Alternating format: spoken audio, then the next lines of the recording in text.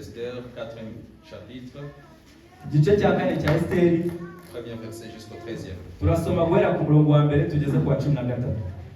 Abayuda barizwa n'itegeko ry'umwami babibwira Esiteri.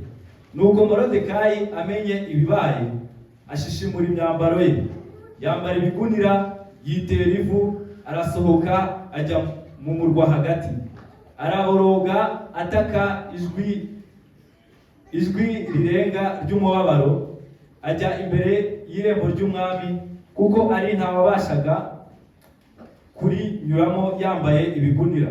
Kandi mu bihugu byose aho itegeko n'iteka by'umwami byageraga, habagaho umubabaro mwinshi mu Bayuda, bakiyiriza ubusa, bakarira, bakaboroga, kandi benshi muri bo baryamira hasi ku bigunira no mu ivu. Bukeye abaja ba Esiteri n'inkoneze baraza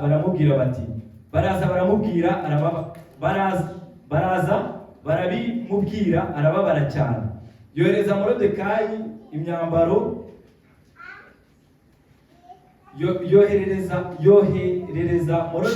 imyambaro yo kwambara ngo bamwambure ibigunira, ariko yanga kuyambara. Nuko Esiteri ahamagaza Hataki wo mu nkone z'umwami, uwo umwami yari yategetse kumukorera, amutuma amwihanangirije ngo asange Morodekayi, amubaze ibibaye n'impamvu zabyo. Nuko Hataki aragenda asanga Morodekayi ku karubanda ku irembo ry'ibwami. Morodekayi amutekerereza ibyamubayeho byose n'umubare w'imiya uko zingana. Hamani yasezeranye kuzashyira mu bubiko bw'umwami, azitanga ku Bayuda ngo abarimbure, kandi amuha urwandiko rukurikije urw'iteka ryamamajwe i Shushani ryo kubarimbura, ngo arwereke Esiteri, aramusomera. Aherako amwihanangiriza ngo asange umwami, amwinginge ahakirwe bene wabo kuri we. Hataki arahaguruka abwira Esiteri ubutumwa bwa Morodekayi. Maze Esiteri atuma Hataki ubutumwa kuri Morodekayi ati: abagaragu b'umwami bose n'abantu bo mu gihugu by'umwami bazi yuko umuntu wese, umugabo cyangwa umugore, usanze umwami mu rugo rw'imbere, mu bihugu by'umwami bazi yuko umuntu wese, umugabo cyangwa umugore, usanze umwami mu rugo rw'ikambere adahamagawe, hariho itegeko rimwe gusa kuri bene uwo, aricwa, keretse uwo umwami atunze inkoni ye y'izahabu. Bisobanurwa ngo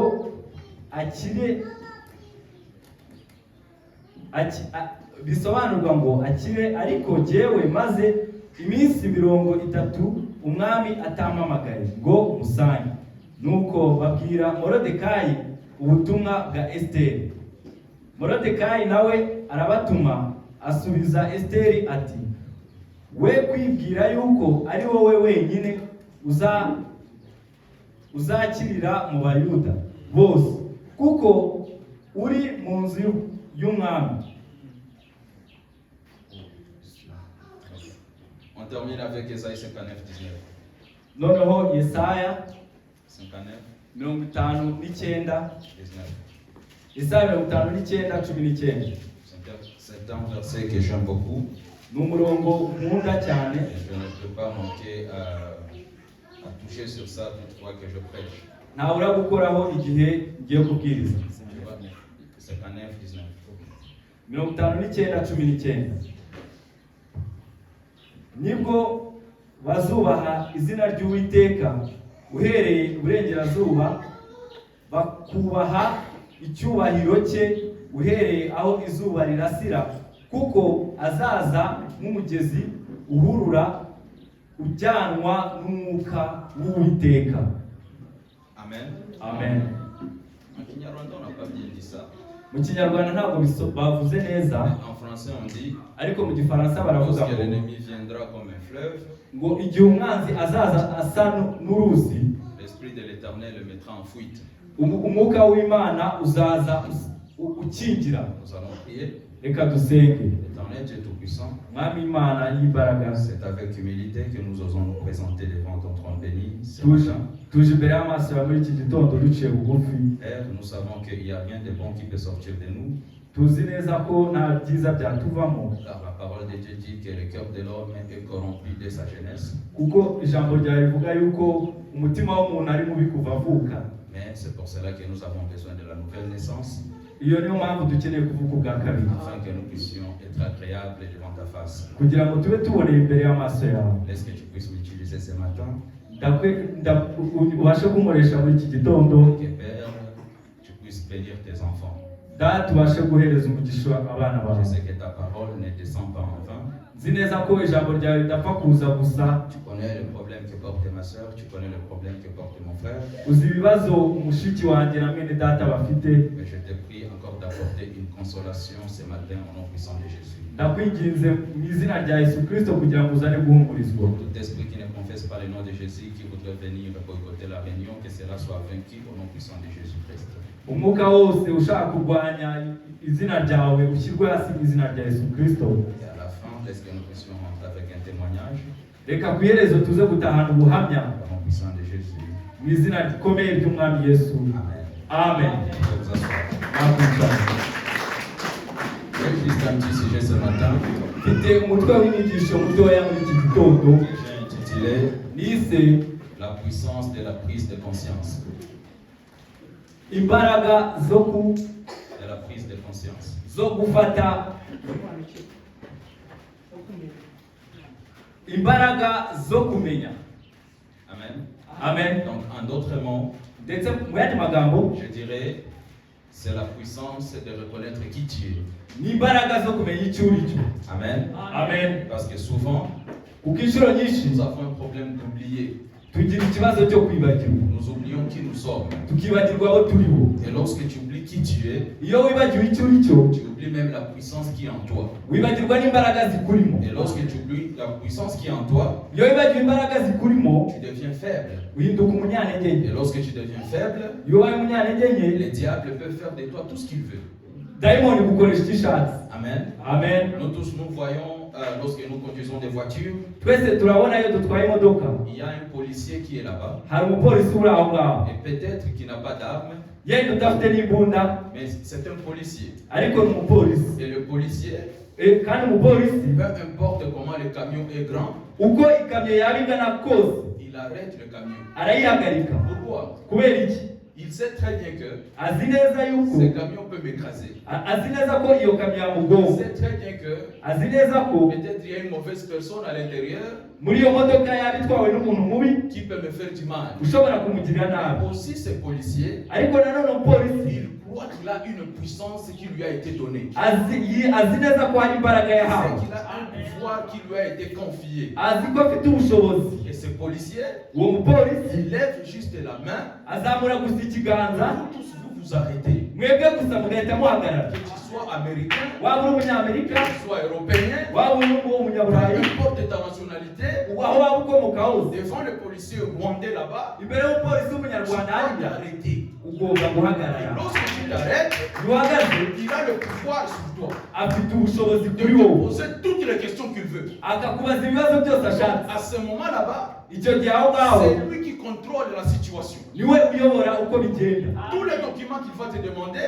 Ibipapuro byose agusaba tu dois les lui présenter. ugomba kubimuha, On s'en fout de qui tu es. ukibagirwa icyo uri cyo. Mais il reconnaît qui il est devant toi. We azi icyo ari cyo imbere yawe. Amen. Amen. Et j'aimerais qu'aujourd'hui, Ndifuza ko uyu munsi nous aussi étant chrétiens, natwe nk'abakristo nous puissions reconnaître qui nous sommes. tumenya abo turi bo. Si un policier Niba umupolisi qui a été donné le pouvoir wahawe ubushobozi par les hommes mortels, n'abantu bapfa, et puis il peut avoir confiance en lui, akigirira icyizere, nous savons que twe tuzi ko nous avons été donné ce pouvoir wahawe ubwo bushobozi par un homme qui n'est pas mortel, n'umuntu utapfa, par un homme qui vit au siècle des siècles. ubaho iteka n'iteka. On peut différemment si on reconnaît ceci.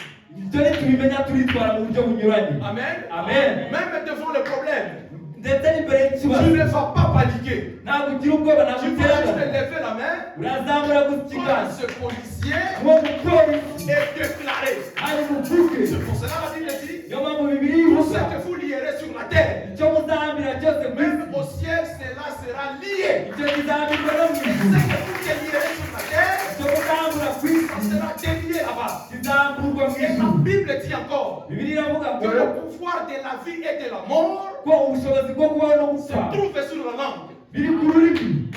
Amen. Amen. Qui veut dire quoi? bivuze iki? Nous devons reconnaître qui nous sommes. tugomba kumenya abo turi bo. Amen. Amen. Si un policier a foi en sa puissance, niba umupolisi afite kwizera mu mbaraga ze, nous aussi, natwe nous devons faire confiance à la puissance que nous portons. tugomba kwiringira imbaraga Et dufite. c'est pourquoi la Bible dit, niyo mpamvu bibiri ivuga ngo résistez le diable. muhunge satani, Résistez. murwanye, Résistez le diable murwanye satani et il fuira. azabahunga. Mais tu ne peux pas résister ntabwo warwanya si tu n'as pas la puissance. udafite imbaraga.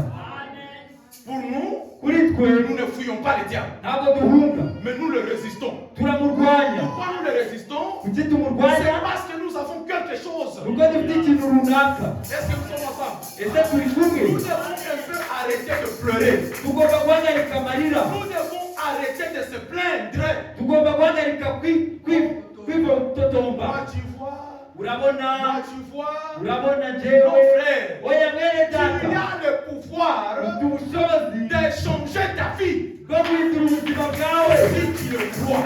ubyizeye. Mon frère Branham dit niyo mpamvu Branham avuga ngo que si aujourd'hui vous rencontrez Jésus dans les rues uhuye na Yesu Kristo mu muhanda et que vous lui demandez de vous guérir, ukamusaba kugukiza, il dit Jésus ne va pas le faire. Yesu ntabyo ari Parce bukore, qu'il va vous dire, ahubwo arakubwira j'ai tout accompli il y a 2000 ans. narabikoze hashize imyaka ibihumbi bibiri, Ce qui reste maintenant, igisigaye gusa c'est votre part. ni igice cyawe. Et c'est là où il y a le problème. aho ni naho hari ikibazo. Vous croyez au prophète, mwizera umuhanuzi, vous croyez en Jésus-Christ, mwizera muri Yesu mais Kristo, vous ne croyez pas en vous-même. ariko ntabwo mwizera ubwanyu. Et pourtant, kandi l'enfant de lion, umwana w'intare c'est un lion. ni intare. Tout ce que papa lion peut faire, icyo papa icyo w'intare yakora même le petit lion peut le faire. na kariya gatoya k'intare kabikora. Ça c'est vrai. ibyo ni ukuri. L'enfant du lion, umwana w'intare c'est un lion. ni intare. L'enfant de Dieu, umwana w'imana c'est un Dieu. ni imana. Voilà pourquoi Jésus-Christ a dit, niyo mpamvu Yesu Kristo les yavuze œuvres que je fais, ibyo nkora vous aussi. namwe. Il n'a pas dit seulement au pasteur, ntabwo yibwiye il abapasiteri n'a pas gusa, dit seulement au ntabwo prédicateur, yibwiye abwiriza mais gusa, en tout celui qui croira en lui. ahubwo uzamwizera wese. Les œuvres que je fais, imirimo nkora vous aussi vous le ferez. namwe muzayikora. De plus grandes œuvres que celles-ci, de plus grandes œuvres que celles-ci, Ok, imirimo ikomeye iruta iyo njye nkora vous les ferez. muzayikora. Et maintenant, noneho après cette promesse, nyuma y'iryo nous sezerano ne faisons que nous plaindre. duhora duteraganwa gusa. Écoutez frère, vous savez, les gens qui me connaissent, munyumve neza, abantu banzi il y a ceux qui diront qu'un dit Yémen. hari abavuga ko niyemera, Parce que moi, kuko nje je crois que je suis un fils de Dieu. nizera ko ndi umwana Je w'Imana, crois que j'ai droit à une bonne vie. nizera ko mfite uburenganzira ku buzima bwiza, Je crois que j'ai droit à toutes les promesses de la Bible. nizera ko mfite uburenganzira ku masezerano yose ya Bibiliya. iyo ngenda Je marche avec assurance. ngendana guhamya, ngendanwa icyizere. Amen. Amen. Je ne me plains pas facilement. ntabwo nshobora guteraganwa mu buryo Parce que bworoshye, je crois en cette promesse de la kuko Bible. nizera muri aya masezerano ya Bibiliya. Reconnaître qui nous sommes. tumenye abo turi bo, Reconnaître la puissance qui nous a été donnée. twizere mu mbaraga twahawe, Jusqu'à ce que frère Branham aille loin. kugera aho Branham yageze kure. Il a dit, aravuga ngo même lorsque le plus faible de l'église, ngo n'uriya munyantege nke w'itorero lorsqu'il se met à genoux, yapfukamye asenga, l'enfer tremble. ukuzimu wahinda umushyitsi. Ça c'est le plus faible. uwo ni umunyantege nke Et mu bandi. maintenant, noneho si le plus faible peut bouger l'enfer, niba umunyantege nke yazunguza qu'en ikuzimu, est-il de toi qui as le Saint-Esprit? noneho bimeze bite kuri ku mwuka wera? Amen. Amen. Écoutez, munyumve, le Saint-Esprit umwuka wera n'est pas juste quelque chose de verbal, ntabwo ari ikintu cy'amagambo, mais un homme qui a le Saint-Esprit, ahubwo umuntu mufite umwuka On wera le reconnaît même par sa position. muzabimenya mu gihagararo On le cye reconnaît par sa manière de parler. muzumva ibyo avuga On le reconnaît par sa façon de marcher. muzabimenya bijyanye n'uko agenda Parce qu'il a une puissance en lui. kuko muri we harimo imbaraga Et même le diable, ndetse il n'abadayimoni connaît que cet homme, je ne peux pas m'amuser avec lui. azi neza ko atakina n'uwo muntu C'est pourquoi je vous ici. niyo mpamvu Branham avuga J'aime ngo un homme qui est complètement consacré à Dieu, nkunda umuntu cyane wiyeguriye imana au point où le diable ne sait plus que faire avec cet homme. kugeza aho satani adashobora kugira icyo Il ne sait plus que faire avec cet homme. ntabwo azi icyo yakoresha uwo mugabo Donc tu as abandonné à Dieu, wiyeguriye imana de sorte que le diable ne sait plus comment même t'atteindre. kugeza aho satani bimuyobera uburyo gutwara Et voilà un tonnerre pour le diable. iyo niyo muba kuri satani Voilà un tonnerre pour ce monde. iyo niyo muba kuri iyi si Comme nous venons de le dire maintenant, noneho nk'uko tumaze c'est kubivuga l'histoire d'Esther. ni inkuru ya esiteri L'histoire que j'aime beaucoup. ni inkuru nkunda cyane Nous sommes au temps du roi Assuérus. turi mu gihe cy'umwami Et asuwerusi maintenant, noneho comme il était un grand roi, kuko yari umwami il ukomeye a fait beaucoup de bien.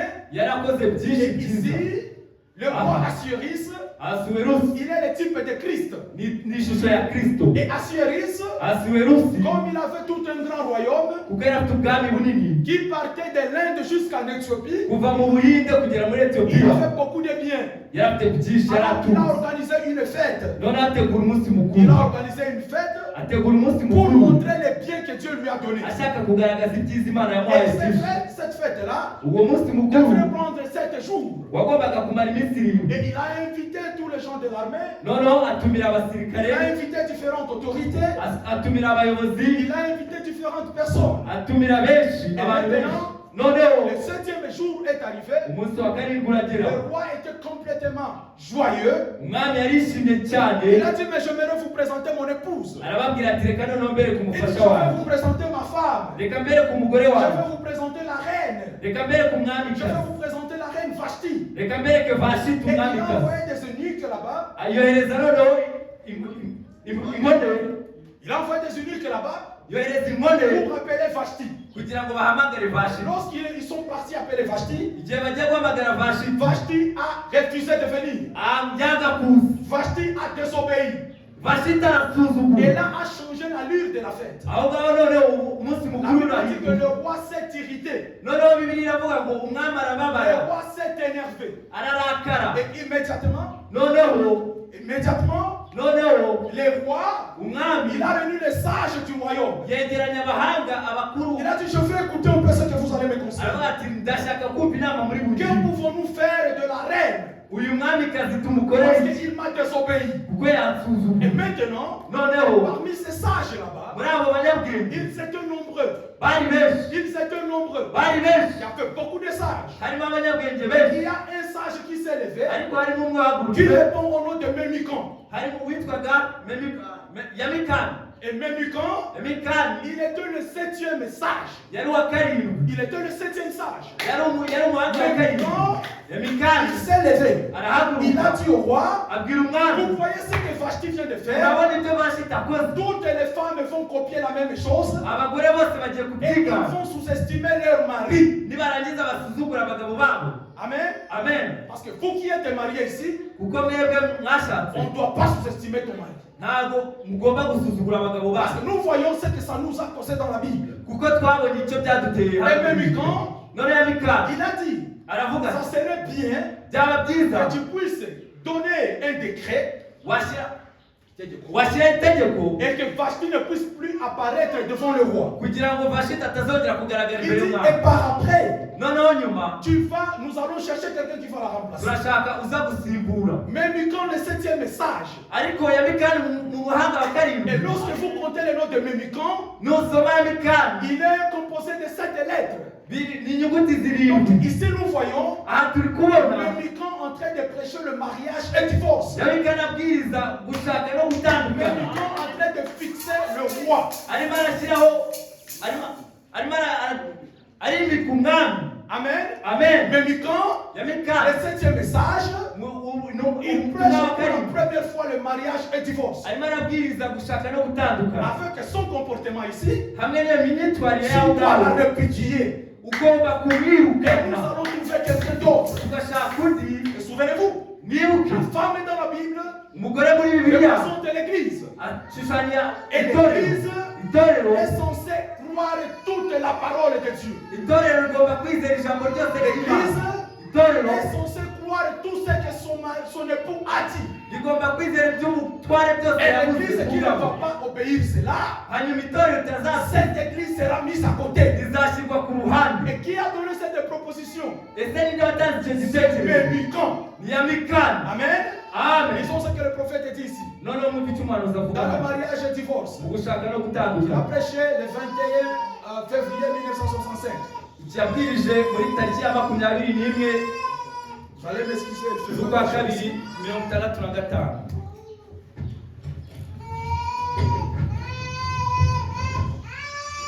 Dans le message mariage et divorce, mu gushaka no gutandukana au paragraphe 256, ku murongo wa ku gika cya Le prophète dit, umuhanuzi aravuga ati remarquez, mwitegereze lui peut la répudier, we ashobora kumwirukana mais elle ne peut pas le répudier. ariko we uwo ni we ntiyamwirukana. Il a fait et il a démontré à l'époque de Luther, yarabigaragaje ku gihe cya Luteri, à l'époque du pentecôtisme, mu gihe cya Pentekote, à l'époque de Wesley, mu gihe cya Wesley, et quand ils ont refusé de devenir une grande partie de lui. igihe bangaga guhinduka igice kinini cye. Par un rapport sexuel, spirituel, où ils auraient été fécondés. aho ngaho muri ubwo busambanyi bw'umwuka bari barakoze. Non. Par un rapport sexuel, spirituel, où ils auraient été fécondés. muri ubwo busambanyi bw'umwuka.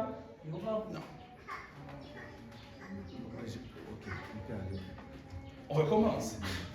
Il a démontré à l'époque de Luther, yabigaragaje ku gihe cya Luteri, à l'époque de Wesley mu gihe cya Wesley et du pentecôtisme. ndetse no mu gihe cya Pentekote, Quand ils ont refusé de devenir une grande partie de lui, igihe bangaga guhinduka igice cye kinini, de lui Jésus, Yesu, par un rapport sexuel spirituel, mu busambanyi où ils auraient été fécondés par une plus grande partie de la parole. bari barakoze n'igice kinini cy'ijambo. Vous comprenez? murabyumva? Il a refusé. barabyanze.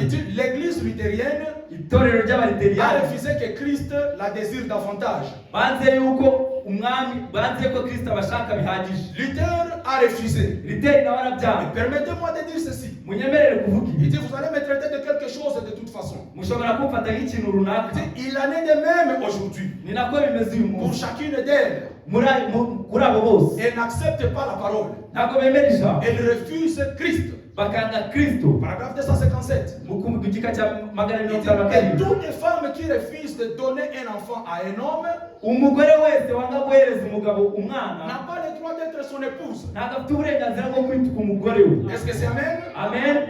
Vous vous souvenez, muribuka dans la Bible, muri Bibiliya quand le roi a épousé Esther, igihe umwami yashakaga parce Esiteri, que la reine avait refusé, kuko umwamikazi yari yanze, il en a pris une autre tout simplement. yafashe undi nta kindi. Et qu'est-ce qui s'est passé quand elle a refusé de paraître avec le roi et lui obéir?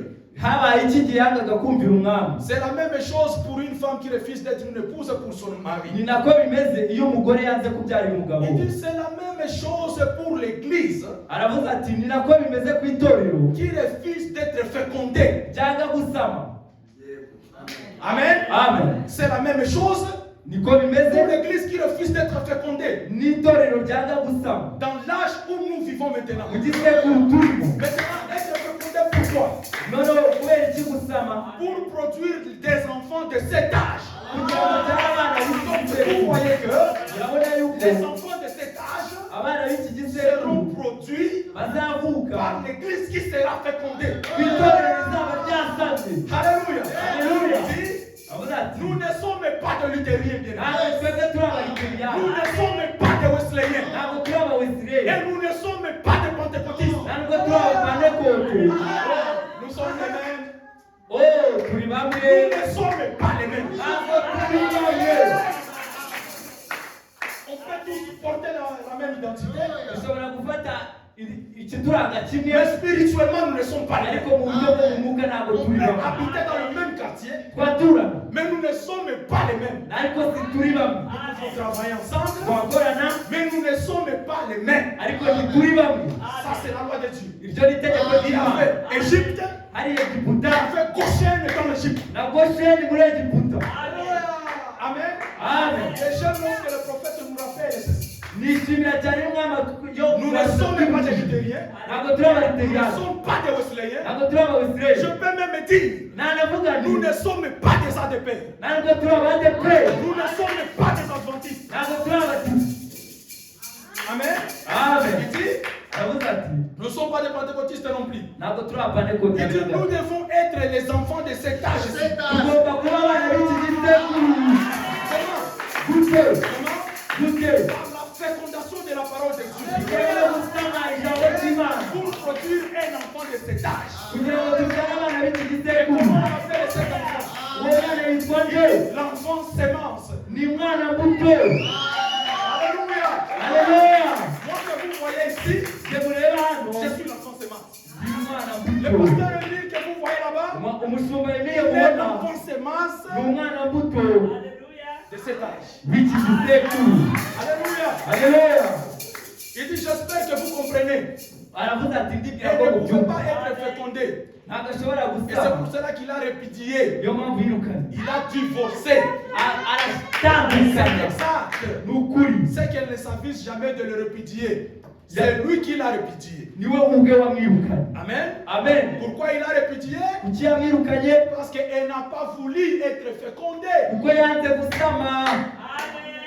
Parce que le roi a prononcé la parole. kuko umwami yavuze ijambo Et la reine n'a pas dit Amen. hanyuma umwamikazi Donc yavuze si tu ne amen. dis pas Amen, iyo utavuze amena tu es écarté. ushyirwa kure. Il dit, aravuze 259. 59. 259. de 259. Il dit, il a continué à révéler sa parole au corps. akomeza guhishura ijambo rye Il dit, ku mubiri. ses enfants aravuga ngo abana se be sont mis à lui ressembler de plus en plus. abana be bashyizwe hariya kugira ngo base nawe cyane. Amen. Ses enfants abana be le ressemblent. barasa nawe. Est-ce que toi tu ressembles à lui? ese wowe usa nawe? Parce que ses enfants kuko abana le be ressemblent. basa nawe. Ce n'est pas question de beaucoup parler. ntabwo bavuga cyane. Ce n'est pas question, non, ce n'est pas question de beaucoup parler. si ikibazo cyo kuvuga Ce cyane. n'est pas question de prêcher à haute voix. si ukubwiriza Si n'ijwi. tu es son enfant, niba uri umwana tu we dois ressembler à lui. ugomba gusa nawe. Comment? gute? Regardez Pierre. reba petero Lorsqu'on a attrapé Jésus, igihe bafataga et yesu les disciples ont fui. intumwa zose Et zari maintenant Pierre, noneho on petero lui a dit, mais toi aussi tu es avec eux. baramubwira ngo nawe ari kumwe nawe. Il a dit, non, non, non, non, non, j'ai aravuga pas. toya. Les gens l'ont regardé. abantu Il baramwitegereza a dit, même ta façon de parler. baravuga ngo nukuvuga. Ça montre que tu es ton disciple. biravuga ngo uragaragaza ko uri Même umwana. ta façon de t'habiller. nuko wambaye. Pierre petero n'avait pas la photo de Jésus avec lui. ntabwo yari afite ifoto ya yesu, ntabwo yari ayifite. Pierre petero n'avait même pas la Bible avec lui. ntabwo yari afite bibiliya, Mais lui-même, il était la Bible. ariko we ubwe yari bibiliya. Amen. amen. Pierre, petero on l'a reconnu. baramumenye. Ce n'est pas question de porter beaucoup de choses. si ngombwa gukora byinshi. Ses enfants abana be doivent le ressembler. bagomba gusa nawe. Amen. amen. Il dit, aravuze ati ses enfants se sont mis à lui ressembler de plus en plus. abana be bashyizweho kugira ngo base nawe cyane. Parce que cela arrive à une pleine maturité. kuko bagera ku gukura gushyitse. Il dit, autrement dit, ils Alors, deviennent des enfants de la parole. bahinduka abana b'ijambo. Ça va choquer quelqu'un ici. Hein? hari uwo biza kubabaza. Il dit, ils deviennent les enfants de la parole. aravuze ati bahinduka abana b'ijambo. Branham dit, Branham aravuze ati pas des enfants de l'église. atari abana b'itorero. Pas des enfants de l'église. atari abana b'itorero. Parce que si tu es un enfant de l'église, kuko niba uri umwana le w'itorero jour que tu iras loin de cette église, nujya kure n'itorero tu vas rentrer dans ta peau. uzajya aho ngaho muri ibyo Tu bumva vas byawe. rentrer dans ta vie ancienne. uzasubira mu buzima bwawe bwa kera. Amen. amen. On a vu beaucoup de frères. twabonye bene data benshi Ici, ils étaient des frères spirituels. hano ari abanyamwuka Ils voyaient même des visions. bakanerekwa. Une fois arrivés en Europe, bagera i burayi une fois arrivés en Amérique, yagera muri amerika ils ont gusa abandonné la chose. bakiru bakabireka Vous byose. savez pourquoi? uzi impamvu? Ils étaient les enfants de l'église. bari abana b'itorero. Il dit, kavuga vous devez être les enfants de la parole. mugomba kuba abana b'ijambo. Moi, je suis l'enfant de la parole. jewe ndi umwana w'ijambo, Je ne suis pas l'enfant de l'église. ntabwo ndi umwana w'itorero. Oui, un chrétien doit avoir son église. yego umukristo agomba kugira itorero, Mais tous ceux qui sont dans cette église ariko abari muri iri torero doivent bose être des enfants sémences bagomba kuba ari abana mbuto de la parole. b'ijambo. Ils continue. akomeza Il dit, aravuga ati et l'épouse sera une charmante petite dame de la parole sans mélange, umugeni agomba kuba ari umugeni mwiza w'ijambo qui n'a été touché par l'organisation d'aucun homme, atarigeze akorwaho n'idini rya buri mugabo uwo ari we wese, par aucune théorie d'homme. nta buryo bw'umuntu na buto bumuriho. Elle sera l'épouse de la parole, azaba ari umugeni w'ijambo pure et sans mélange. wa nyawe utavanze. Amen. Amen. Il dit Amen, Amen. Amen, amen. Il dit, j'espère que vous saisissiez. aravuze ati ndibwira ko mubyumva Vous qui êtes à l'écoute là-bas. mwebwe muri gukurikira Cette abana. épouse uwo mugeni sera la fille de Dieu, azaba ari umukobwa w'Imana fécondée. utwise wa umutwe. Amen. Amen. Le problème est que nous avons, ikibazo dufite uyu munsi, l'église n'est pas fécondée aujourd'hui. itorero ntabwo ryatwise.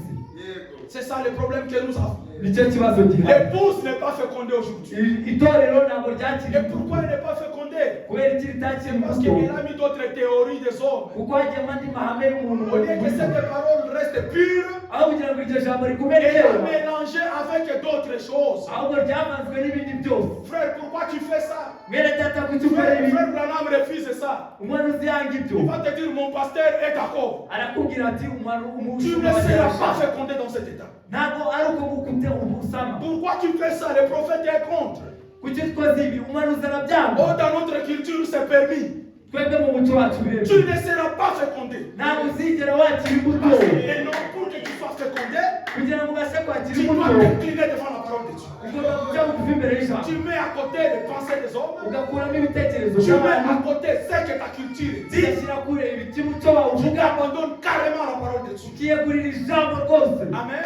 Amen. Vashti, Vashiti à cause de l'orgueil, kubera kwishyira hejuru, à cause de l'orgueil, kubera kwiyumva, il a raté la chose. yabuze ikigero, yarakibuze. Amen. Amen. À cause de l'orgueil. kubera kwishyira hejuru. Écoutez dans le message, je me tiens à la porte et je frappe. none ubutumwa ndi ku rugi ndakomanga.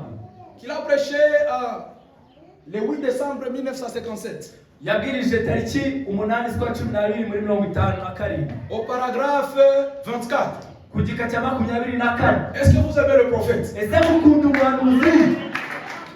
Vous savez, nous venons à l'église, c'est comme l'hôpital. murabizi iyo tuje ku rusengero ni nko ku bitaro. Et lorsque nous sommes à l'hôpital iyo turi ku bitaro et qu'il y a une opération, hanyuma bagiye kubaga, on laisse le docteur faire son travail. urekera umudogiteri agakora akazi ke. Moi aussi aujourd'hui, je suis venu comme un docteur pour faire l'opération dans mon cœur. ubu rero nanjye naje nka dogiteri kugira ngo ngire mbange mu mitima yanyu, Et on va utiliser les instruments de la parole. kandi turakoresha ibikoresho by'ijambo. Écoutez ce que le prophète dit. mwumve icyo umuhanuzi avuga. Il dit, il y a une petite porte appelée orgueil. aravuze ati ngo hari irembo ritoya ryitwa ubwibone. Qui connaît? ubwibone. Il dit, aravuze ati oh, quels horribles petits démons noirs sont accrochés dans le cœur de l'orgueilleux. mbega dayimoni mbi y'umukara Qui est dans le cœur de l'orgueilleux. iri ku mutima wo kwibona. Il dit, quand vous pensez être meilleur que quelqu'un d'autre, iyo utangiye kuvuga ngo uzi ibintu kurusha abandi, donc tu es meilleur. uri mwiza cyane.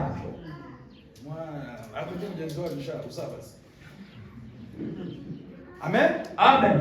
Donc tu commences à gonfler. ugatangira ukabyina. Il dit, et vous dites, eh bien, je n'enverrai pas mes enfants là. ukavuga uti abana banjye ntabwo nzabajyana hariya, Ils ne s'habillent pas convenablement. ntabwo bambara neza. Donc ces gens sont pauvres. bari abantu barasa n'abakene, Ils ne s'habillent pas ntabwo convenablement. bambara neza. Il dit, les gens qui vont là ne sont pas de ma classe. abantu bari hariya si urwego rwanjye. Ça c'est l'orgueil. ubwo ni ubwibone. Il dit, aravuze ati si Christ est Seigneur dans votre cœur, niba kristo ari umwami mu mutima wawe, si Christ est Seigneur dans votre cœur, niba kristo ari umwami mu mutima nous wawe, sommes tous d'une même seule classe. twese turi ku rwego rumwe. Amen. Amen. Que tu viennes de l'Amérique, nushaka uve muri que amerika, tu viennes de la Russie, uve mu burusiya, ne viens pas avec ton orgueil. ntuzane ubwibone bwawe. Si Christ est Seigneur, niba kristo ari umwami, tous nous sommes twese turangana, d'une même classe. turi ku rwego rumwe. Amen. Amen. Il dit, aravuze ati Car nous avons été baptisés dans un seul esprit kuko twabatijwe mu mwuka umwe pour former un seul corps. kugira ngo dukore umubiri umwe. Il dit l'orgueil. ubwibone On sent juste qu'on est un peu complexé. ubu bisaba ngo Tu es un peu complexé, donc tu ne te sens pas à l'aise ntabwo wiyumva avec les autres. ntabwo wiyumva wiyoroheje uri kumwe n'abandi. Il dit, vous ne voulez même pas que Jésus touche à cela. ndetse n'unashaka ko Yesu akora kuri ibyo Car cela dégraderait votre rang social dans la communauté. kuko icyo ngicyo gishobora gukora ku kibi cyo muri sosiyete. Amen. Amen. Il dit, je préférerais dégrader de mon standing social dans la communauté plutôt qu'effacer mon nom dans le livre de la vie de la vie. nakwishimira gutakaza icyo ngicyo muri sosiyete kuruta gutakaza izina ryanjye mu bwami. Parce que souvent, lorsque les gens commencent à gonfler, kuko iyo abantu batangiye kubyimba même la parole ne les corrige pas. n'ijambo ntabwo ribakosora. Lorsque les gens sont orgueilleux, iyo abantu bibona ils n'arrivent même pas à dire Amen à la parole. nta nubwo bavuga amena ku ijambo. C'est lui qui donne une bonne dîme. utanga icya cumi cyiza C'est lui qui fait beaucoup de choses. ukora byinshi. Si vous essayez de lui dire ce que la parole dit, iyo utangiye kumubwira icyo ijambo rivuga je vais d'abord quitter là-bas. Hein. hariya ndahava Ils ngewe vont souffrir. barakari Frère, baragufata. n'ayez jamais ces démons dans la vie. mwene data ntukagira iyo dayimoni mu buzima Parce que bwawe frère Abraham me dit, kuko Branham aravuga la ngo personne la plus importante au milieu de nous, umuntu w'ingenzi hagati yacu c'est le Saint-Esprit. n'umwuka wera. Amen. Amen. C'est le Saint-Esprit qui est important. n'umwuka wera niwo Et w'ingenzi là où il y a le Saint-Esprit, kandi hari umwuka il n'y a pas wera l'orgueil. nta kwibona. Amen. Amen. Il dit, aravuze ati je préférerais perdre mon standing nakwemerera gutakaza igihagararo cyanjye que d'avoir mon nom effacé dans le livre. de la aho vie. kugira ngo izina ryanjye risibwe mu gitabo. Amen. Amen. Alors ici nous voyons, aha turabona Vashti est parti. Vashiti agenda Maintenant on devait lui trouver quelqu'un qui va la remplacer. agomba kubona umusimburo. Alors Ménican a donné encore l'idée. noneho mikaya atanga Nous igitekerezo pouvons appeler, ati reka duhamagare nous pouvons inviter les jeunes filles et vierges. reka duhamagare abari Et abakobwa de b'abari. là, tu vas choisir quelqu'un qui va plaire au roi.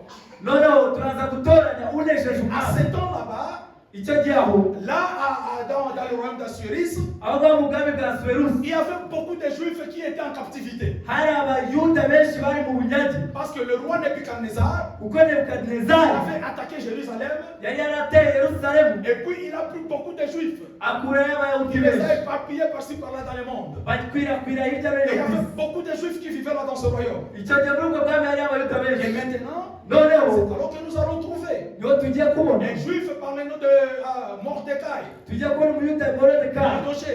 morodekayi Mardoché, qui morodekayi était là avec la fille de son oncle et Yeah. Esther. yabaga ari kumwe n'umukobwa wa se wabo Et Esther kandi a esiteri eu aussi grâce d'entrer dans cette compétition. nawe agirirwa ubuntu bwo kujya muri ayo marushanwa. Mais Mardoché a dit à Esther, ariko morodekayi abwira ne esiteri révèle pas ton identité à ces gens-là. ntuvuge icyo uri cyo kuri bariya bantu. Et Esther a dit Amen. esiteri avuga amen. Maintenant, Esther est partie là-bas. none esiteri ajyayo On les a traités là-bas pendant 12 mois avant la compétition.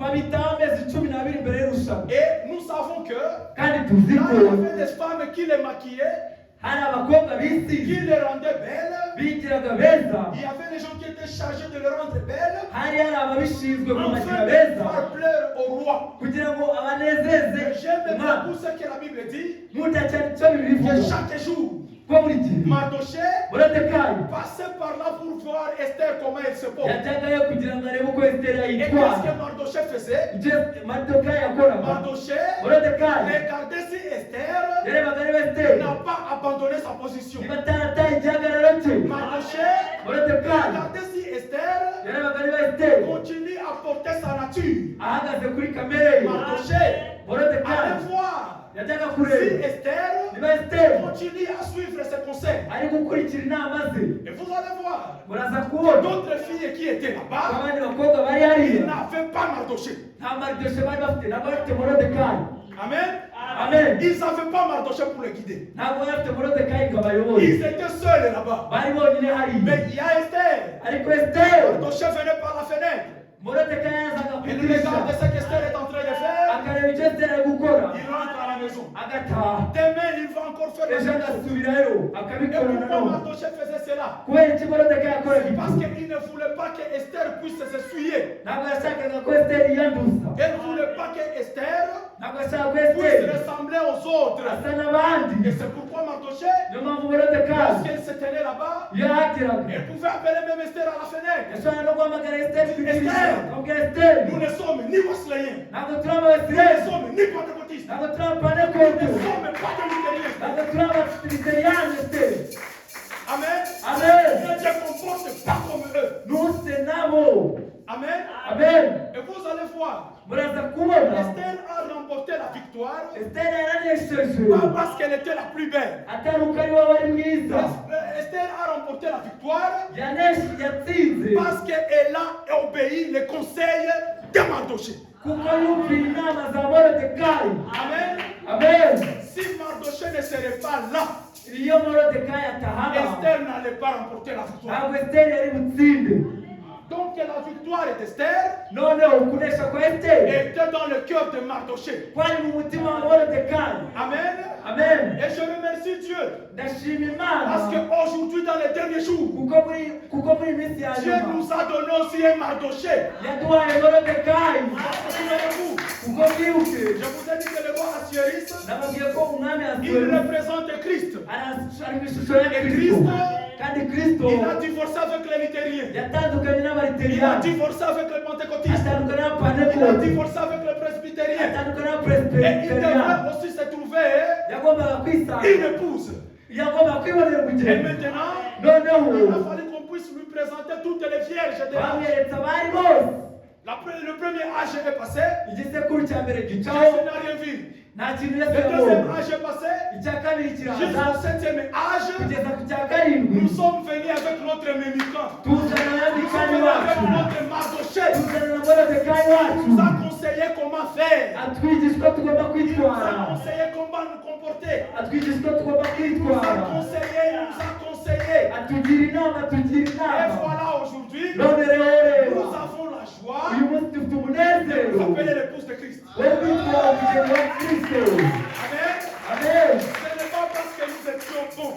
Kuko twari beza, Tous ici, nous avons une histoire dans le passé. twese dufite amateka yahashize hacu, Nous n'étions même pas dignes d'être des enfants de Dieu. nta nubwo twari dukwiriye kwitwa abana b'Imana, ariko Qu'est-ce que nous avons fait? icyo twakoze ni iki? Mardochée a parlé Moridekayi et yaravuze, j'ai écouté. ndumva. Amen. Amen. J'ai juste suivi les conseils de Mardochée Icyo nakoze nakurikiye inama za Moridekayi, parce que c'est Mardochée qui a les secrets. kuko Moridekayi niwe ufite C'est ibanga, Mardochée qui connaît ce qui peut plaire au roi. ni Moridekayi uzi icyashimisha umwami, Et je remercie Dieu kandi ndashima parce Imana que j'ai écouté la voix de Mardochée dans numvira ce ijwi rya âge. Moridekayi, numvira ijwi rya Moridekayi muri iki gihe cyanyu, Je suis en sécurité. ndi mu mutekano. Amen. Amen. Je suis dans la sécurité. Ndi mu mutekano.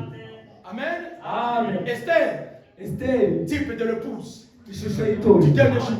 ry'iminsi ya Le nyuma. prophète dit Umuhanuzi dans la aravuga prédication de noces de l'agneau, mu butumwa, ibirori by'umwana w'intama, il dit au paragraphe 78, ku gika cya 78 aravuga ati, Esther devait devenir une épouse. Esiteri yagombaga guhinduka itorero. Par conséquent, elle refusa toute parure mondaine. Yanga iby'isi byose, Et elle voulut se présenter devant le roi simplement tel qu'elle était. yemera kwishyira umwami uko yari. Elle sépara comme les femmes pentecôtistes le devraient. Yifata nk'uko abapantekote bakagombye kwifata, Il dit d'un esprit doux et humble. n'umwuka uciye bugufi. Et quand toutes ces premières dames capricieuses passèrent par là, Igihe bari abakobwa bandi bacaga hirya no hino avec toute leur fantaisie, nuko kwimaringa, le roi les regarda et les mit dans la maison de concubine. umwami ababonye abashyira mu nzu y'inshoreke. Mais quand Esther se présenta devant lui Ariko igihe Esiteri yazaga, et qu'il remarqua cet esprit doux, humble et docile, abonye uwo mwuka wa Esiteri wo guca bugufi, il dit, aravuga ati, c'est celle-là. uriya Allez chercher la couronne et posez-la sur sa tête. umwambika ikamba. Il dit, c'est ça. Aravuga ati, nibyo. Elle se parle de ce genre d'esprit. Ubwo bwoko bw'umwuka Non seulement les femmes, atari gusa mais que les abagore, hommes aussi se parlent de ce genre d'esprit. ahubwo n'abagabo nabo birimbisha uwo mwuka. alors vous êtes prêt à être l'épouse. Icyo gihe muri ku kigero cyo guhinduka umugeni, Douce et respectueuse. utuje kandi wumvira. Donc il n'y a pas moyen de t'appeler épouse Nta buryo bwo kwitwa umugeni si tu n'es pas respectueuse. niba utumvira. Il dit Esther avait un esprit doux. Aravuga ati Esther yari afite umwuka uciye bugufi. Moi j'aime beaucoup les hommes humbles. Njye nkunda cyane abantu baciye bugufi. J'aime beaucoup les gens qui ne gonflent pas facile. Ntabwo nkunda abantu batabyimba mu buryo Quelqu'un qui bwose. est respectueux à la parole de Dieu. Umuntu wumvira ijambo ry'Imana. Amen. Amen. Esther Esther a remporté la victoire yaranesheje parce qu'il y avait Mardoché kuko hari qui Morodekayi lui disait que faire. wamubwiraga icyo Et agomba aujourd'hui gukora. Mardoché None uyu munsi nous dit ce Morodekayi que nous devons faire. atubwira icyo tugomba Par les gukora bandes, mu mabande, les mu brochures, mabroshure, par la chair, ku gicaniro, d'une manière ou d'une autre. mu buryo bumwe Il y a cyangwa des ubundi. instructions que nous recevons. Twakira amabwiriza. Amen. Et Amen. maintenant, après cette victoire, Noneho nyuma yo kunesha un homme s'est levé hahagurutse umugabo pour les combattre, kugira ngo murwanye, pour combattre cette victoire. kugira ngo rwanye iyo ntsinzi. Parce que frère Abraham me dit, Kuko umuhanuzi Branham si vous aravuga, pensez qu'il y a un temps où vous allez vivre sans combattre, vous êtes dans l'erreur. niba wibwira ko hari igihe kizaho utari mu ntambara uri mu Le ikosa, diable sera toujours après vous si vous vivez dans la volonté de Dieu. niba uba mu bushake bw'Imana, Satani azagora hafi.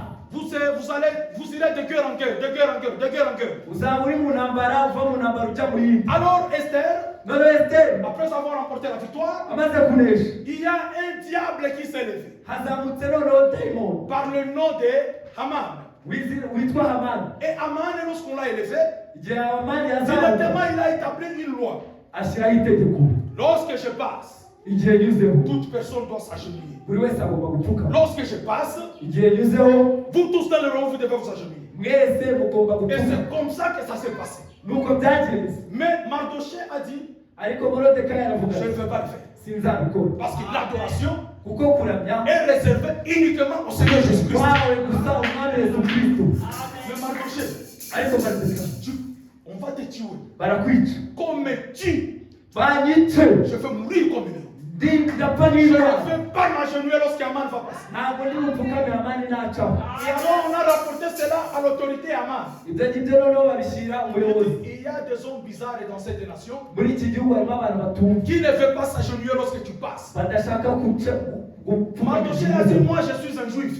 Morodekayi aravuga ati ngende umuyuda, Il n'y a pas moyen que je puisse m'agenouiller devant lui. ntabwo namupfukamira, nta buryo bwari bwatuma mupfukamira. Et qu'est-ce que j'ai dit comme sujet? La prise de conscience. Umutwe w'inyigisho yanjye, Connaître qui tu es. kumenya uwo uri we, kwisobanukirwa. Amen. Je vais vous dire une chose. Reka mbabwire iki, Lorsque vous prenez la position pour la bonne cause de la parole de Dieu, iyo ufashe igihagararo kubera ijambo ry'Imana, même si ça peut paraître difficile, nubwo byasa n'ibigori, un jour tu auras la récompense. hari igihe uzagororerwa. Ne soyons pas trop lâches. We gushaka gusa n'utitaho cyane. Il y a des gens qui sont lâches, Hari abantu batitaho, de sorte que lorsqu'un petit problème vient, ku kigero cy'awaje akabazo, il est parti. agahita yiruka. Nous ne voulons pas des lâches comme ça. Ntabwo twifuza abameze Nous batyo. voulons des gens Dushaka abantu qui peuvent défendre la cause. bashobora kurwana ku S'il bw'impamvu, faut subir des conséquences, subissez-les. niba ari n'ingaruka uhure nazo, Mais sachez que je défends la bonne cause de la parole de Dieu. ariko ukaba umutima ageze ku mwanya mwiza Alors w'ijambo. Mardoché a dit, Noneho Morodekayi je aravuga, ne vais pas m'agenouiller. ntabwo ndi bupfukame, Faites ce que vous voulez. mukore ibyo mushaka byose. Alors Aman a dit, Hamani aravuga ati, il est parti au roi. agenda abwira umwami, Ces gens ne me respectent pas. bari abantu ntabwo banyumva. Donne-moi l'ordre de les tuer. Mpereza uburenganzira De bwo les kubica, exterminer. mbamare mbarimbure. Et pourtant, Kandi noneho Mardoché Morodekayi défendait la bonne cause de la parole. yari ahagaze ku bw'impamvu nziza Il y'ijambo, était dans la vérité. yari mu kuri. Dieu est jaloux Imana et il irafunga, ne partage sa gloire avec personne. kandi icyubahiro cyayo ntabwo C'est izagira seul devant Dieu ni imbere y'Imana qu'on peut s'agenouiller. tugomba gupfukama. Ce n'est pas comme ça que nous voyons aujourd'hui. Si nk'ibi tubona uyu munsi, Même les garçons, pour proposer aux femmes, igihe umuhungu agiye ils doivent s'agenouiller gushaka comme des petites princesses. agahita amupfukamira nk'umwamikazi. On voit ça, ce sont les fils de cet âge. Ibyo ngibyo ni abana b'iki gisebo. Amen. Amen. Quand tu dois proposer, Niba ugiye et il y a d'autres qui s'agenouillent même avec deux genoux harimo n'abapfukamisha pour yombi montrer à la femme que je t'aime vraiment. kugira ngo agaragarize umukobwa ko amukunze cyane.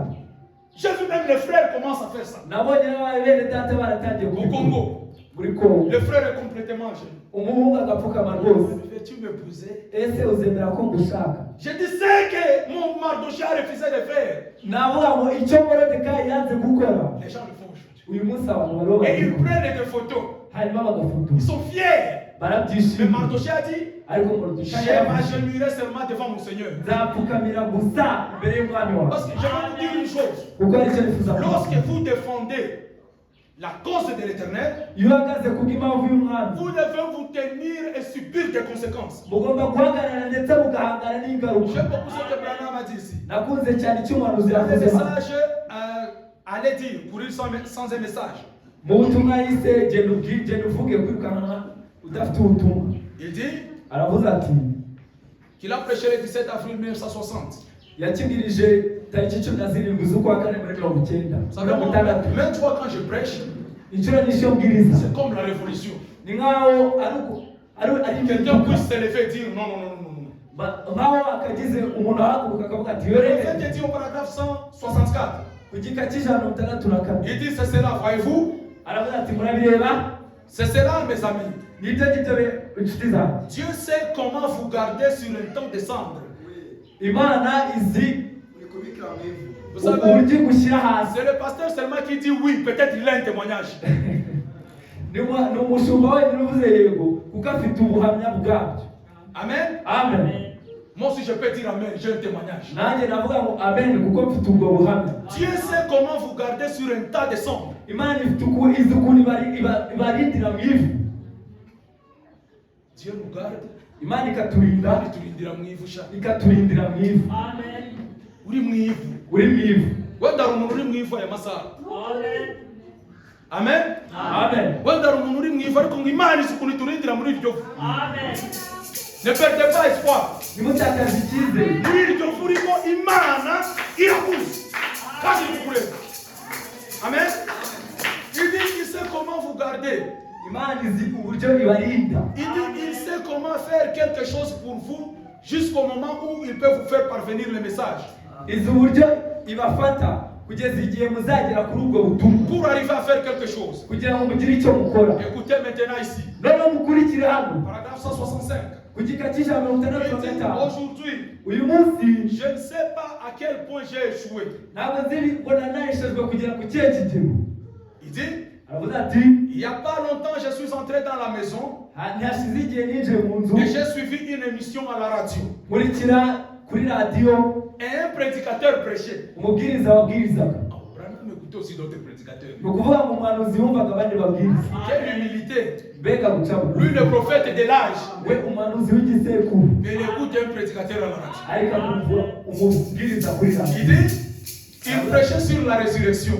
yabwirizaga uwo mubwiriza yabwirizaga ku muzuko À partir de 1 Corinthiens 15, mu bakorino 15 il prêchait la résurrection. yabwirizaga ku muzuko Il s'est arrêté juste au milieu de son serment. noneho arimo abwiriza agira ahagarara Il a dit, aravuga ati vous savez, murabizi tant de gens abantu benshi ont peur de l'échec.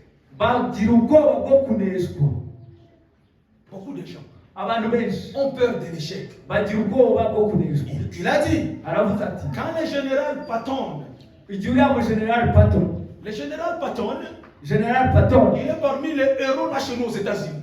ni umwe mu ntwari zo muri Amerika Parce qu'il était un général qui a contribué lors de la Première Guerre mondiale yarwanye cyane mu ntambara ya mbere et y'isi lors de la Deuxième Guerre mondiale. ndetse no mu ntambara ya kabiri C'est un homme respecté aux États-Unis. ni umugabo wubashywe Il cyane a même muri un Amerika. monument là dans nos musées. ndetse afite bamwubakiye Parce qu'il a contribué pour la nation. kuko yakoze byinshi Il dit, quand le général Patton a perdu une troupe de soldats, igihe uriya mu general Patton yatakaje abasirikare on lui a dit, il baramubajije dit, il en a envoyé chercher d'autres. arongera atumaho abandi Et on lui a envoyé plus. barongera bamuha abandi On les a tués. barabica Et il en a demandé plus. arongera asaba abandi C'est Kourouti, prochain. Singabosos. Il a encore demandé plus. arongera asaba abandi benshi Et quand il a reçu cette troisième troupe-là, noneho igihe bamwohereje aba gatatu il a dit, toutefois, chaque fois qu'un obus sifflait, aravuga ati igihe cyose igisasu gituritse il s'est sauvé sous une caisse métallique bihisha inyuma y'ikintu ou ils se sauvaient sous quelque chose d'autre. cyangwa se bakihisha inyuma y'ikintu Ils avaient peur. bafite ubwoba. Il a dit, Aravuga ati envoyez-moi des hommes, munyohereze abagabo pas des enfants. atari abana. Amen. Amen. Envoyez-moi des hommes. munyohereze Il a abagabo dit, j'ai besoin des hommes nkeneye abagabo qui sont prêts à mourir. biteguye no gupfa. Alléluia. Amen, amen. Il a dit, j'ai besoin des hommes. Aravuga ati nkeneye abagabo. Pasteur Rémi, que Dieu te donne des hommes, Pasiteri Imana iguhereze pas abagabo des enfants. atari abana, Parce que les enfants vont te créer des problèmes inutiles. kuko abana bazagutera ibibazo Il bidakwiye. a dit, vous m'envoyez des enfants. Muri kunyohereza abana, J'ai besoin des hommes nkeneye abagabo qui sont prêts à mourir. biteguye gupfa. Il dit, je n'ai pas besoin Ntabwo nkeneye de quelqu'un qui a peur de la mort. abantu bafite ubwoba bwo gupfa. Amen. Amen. Il dit, si la cause pour laquelle nous combattons, Aravuze ati niba impamvu ituma turwana. Alléluia. Si la cause pour laquelle nous combattons, Aravuze ati impamvu ituma turwana si cela n'est pas digne de la mort, niba idakwiriye urupfu, alors ne me les envoyez pas. nimwongere kunyohereza abandi. Quel général. Oh, mbega umujenerali. Amen. Amen. Si la cause que nous défendons ici Niba impamvu iri gutuma ne turwana mérite pas la mort, idakwiye ko dupfa, ne venez pas ici. ariko si hano, Ne venez pas ici. nimuze hano. Il dit, j'ai besoin de sort. Aravuze ati ndashaka abagabo.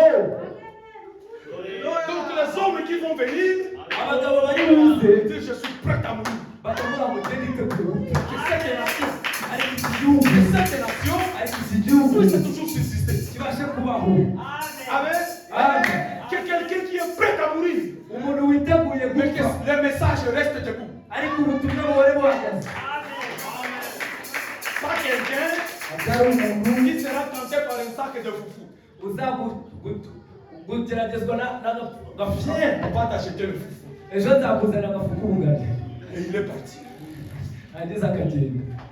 Et c'est voilà dit. Waragiye mushiki wacu Chapaste, tout ça, il faut gagner. tuzabihe.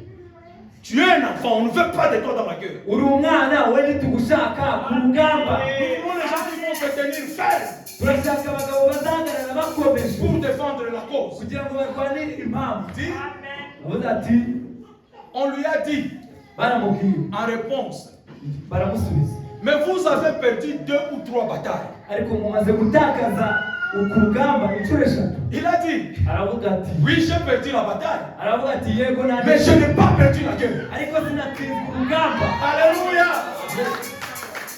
Alléluia. Haleluya. J'ai perdu la bataille. Narwanye Cynthia, narwanye Dieu ndabyanga, m'a dit, mais je n'ai pas perdu la guerre. ariko sinavuye ku rugamba. Envoie-moi des hommes. Munyohereza abagabo. Il dit, je n'ai perdu qu'une seule bataille. Natsinzwe rimwe gusa. Frère Branham dit, lorsque j'ai entendu cela, Branham avuze ati jye numvise ibyo quelque chose a parlé dans mon cœur. ikintu runaka cyavugiye mu mutima wanjye. Donc, le comportement de ce général Kwitwara imyitwarire y'umujenerali inspire le prophète. kwahumekeye umuhanuzi. Si quelque chose a parlé dans mon cœur. Abanga ikintu runaka kivuye mu mutima wanjye. Je me souviens Ndongeye kwibuka qu'Eisenhower, uwo Eisenhower, Eisenhower, il était le 34e président des États-Unis. perezida wa 34 wa Leta Zunze Ubumwe za Amerika. Il était élu en 1953. Yatowe mu 1953. Il dit, Eisenhower disait, Ati uwo Eisenhower yaravuze, mais lui aussi il a été général pendant la guerre. nawe icyo gihe yari umujenerali Il dit, w'umugabo. quand je lançais un obus Avuga ati igihe njugunye igisasu et que je donnais l'ordre, ngatanga amabwiriza, on introduisait un obus dans un canot. bashyiragaho uburyo bwo Icyo gisasu bagishiraga mu mbunda. yego, Et il retirait cela. hanyuma bakakigarura. Si ça ne partait pas, Iyo kitagarutse, si ça ne marchait pas, iyo bitagenda, il a dit, je n'abandonnais pas. sindi buhafi, J'ai retiré l'obus. ndongera nshyiremo, J'introduisais un autre et je l'essayais. nongere nshyiremo ikindi gisasu, nongere Si ndase. cela ne marchait pas, Nibyanga j'introduisais un autre. ndashyiramo ikindi Vous gisasu. savez, vous vous plairez beaucoup parce que vous abandonnez facilement. Impamvu murira cyane ni uko murekura Un byose. moindre échec. Kuneshwa guto cyane. Pasteur, il a tout causé. Pastima, Vous savez, les gens pareils, abantu nk'abo vous avez du mal à voir même la main de Dieu. biranagoye cyane ko mubona ikiganza Parce cy'Imana. qu'un homme qui connaît Dieu, Ariko kuko umuntu uzi Imana il dit si Dieu ne répond pas aujourd'hui, avuga ati Imana il répondra demain. S'il ne répond pas demain, il répondra la semaine qui vient. Si cette semaine je ne vois rien, je continuerai à croire en Dieu.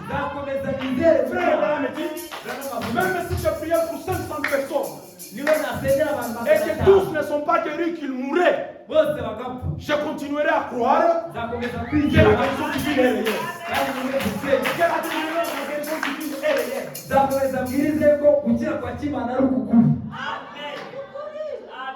Vous savez, ça arrive que nous échouons. Mais c'est là que tu reconnaîtras un vrai chrétien. Lorsque l'échec arrive,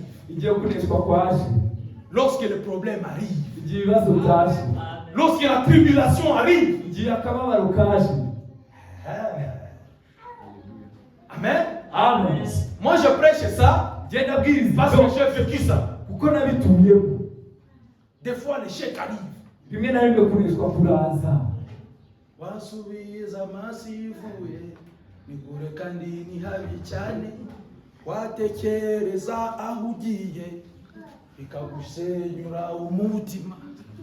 Donc tu regardes en arrière, c'est terrible. Tu regardes en avant, c'est terrible. Et il y a la parole que tu dois respecter. Amen. Amen. Dieu a besoin des hommes,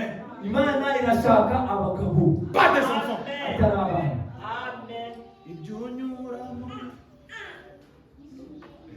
Tu connais la chanson? Niby'igihe gitoya nibihoraho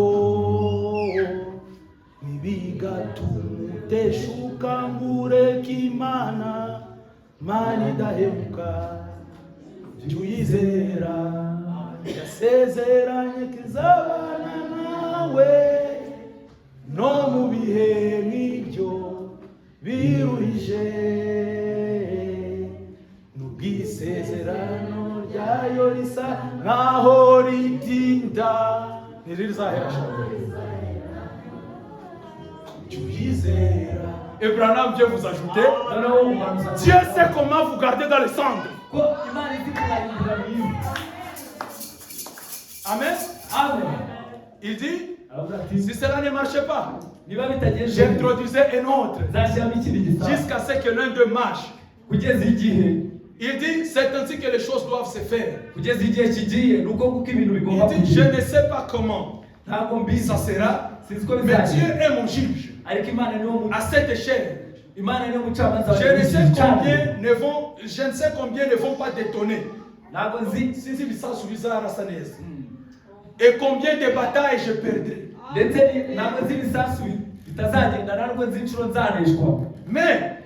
je ne perdrai pas la guerre. Alléluia. Il m'a dit qu'il serait avec moi. Je me tiendrai là jusqu'à ce que je ferai ce ministère être confirmé. Et je le vois opérer. Il dit, je commence ce matin par la grâce de Dieu. Je ne sais pas si cela va marcher.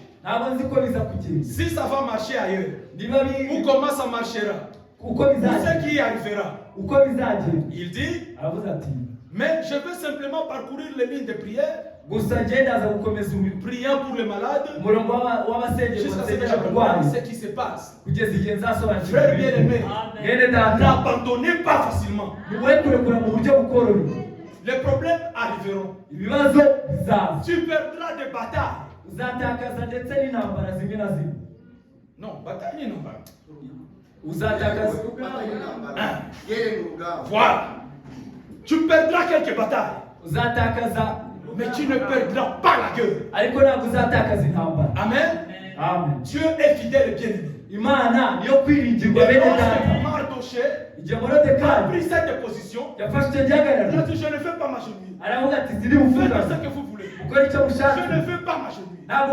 Vous savez, tout vrai juif urabizi neza umuyahudi nyawe Un vrai juif, umuyahudi nyawe il n'adore que son Seigneur. aramya umwami we gusa Il n'adore que Dieu. imana Et yonyine c'est pour cela que vous voyez, niyo mpamvu muzabona même lorsque Josué n'igihe yosuwa était à la conquête de Jéricho, yarimo arwanya yeriko lorsque Josué était à la conquête de Jéricho, igihe ari yeriko il arwanya avait la promesse afite isezerano qu'avant que le soleil ne se couche, ngo mbere y'uko izuba il rirenga va remporter la victoire. aza kuba afite intsinzi Mais plus les heures avançaient, uko amasaha yagiraga imbere plus Josué perdait les gens. niko yosuwa yatakazaga Josué abantu perdait la bataille. ni ukuvuga ngo yosuwa Mais il yatakaza n'avait pas urugamba encore perdu la guerre. ako ntabwo yari yatakaje intambara Amen. Amen. Mais Josué était là-bas. igihe Il yosuwa ne yari savait pas que faire. ntabwo yari azi icyo gukora Et tout juste l'ange de l'Éternel se présentait devant lui. ariko icyo gihe marayika w'iteka Mais araza comme Josué était un vrai juif, nk'uko yosuwa ari umuyahudi nyawe lorsque Josué a vu l'ange, yabonye imarayika il ne s'est pas agenouillé directement. ntabwo yapfuye gupfuka Mais plutôt Josué, yosuwa aramubajije il a pris son épée. yafashe inkota ye Il a dit, mais dis-moi, bwira tu es de nous ou tu es de l'ennemi? waba uri uwacu cyangwa uwo mu banzi C'est Josué qui parle à l'ange. ni yosuwa Parce uri qu'il kubwira voulait marayika être sûr. ushaka guhamiriza Et puis l'ange hanyuma marayika a dit, mais quel est cet homme? avuga ati simbuga C'est qu'il n'adore pas n'importe quoi. bigaragare ko adapfa kura Amen. Et l'ange lui a dit, noneho marayika je aramubwira suis le chef, ndi le umutware capitaine de l'armée de l'Éternel. ndi umutware w'ingabo Je z'uwiteka viens t'arriver. je kukubera umugaba Amen. amen Et je suis sûr ndamirijwe qu'un jour, ku munsi ce umwe même capitaine uwo mujenerali entrera dans vos vies azaza mu buzima et vous bwawe dira maintenant tu as beaucoup souffert. akubwire ngo warababaye cyane Je viens t'arriver. noneho ndaje Alléluia. aleluya Et vous allez voir, uzabona il est venu, yaraje Josué était toujours là. yosuwa yari agihari Il a dit si je fais mourir, akiripfa si c'est que je combats pour ici, icyo ndwanira la cause pour laquelle je défends ici, impamvu ndi si kurwanira ceci ne mérite pas la mort, ntibidakwiye yuko mpfa je n'ai aucune raison de rester ici. ntabwo nkwiye kuba Et il a dit ce que je combats ici ariko aravuga ati icyo ndwanira mérite même ma mort. cyanatuma Et mpfa comme il s'est tenu dans cet état-là, kuko yari ahagaze aho muri ibyo bihe l'ange est venu à son secours. noneho marayika aza kumushyigikira Je peux vous dire une chose. reka mbabwire ikintu Dieu n'aime pas les fainéants. ntabwo imana ikunda abanebwe Dieu n'aime pas les lâches. ntabwo imana ikunda abantu batitaho À plus fort, Dieu n'aime pas les gens qui pleurent. noneho imana ntabwo ikunda abari Amen. amen C'était la même chose avec Moïse. niko byari bimeze hamwe na mose Là, la mer rouge.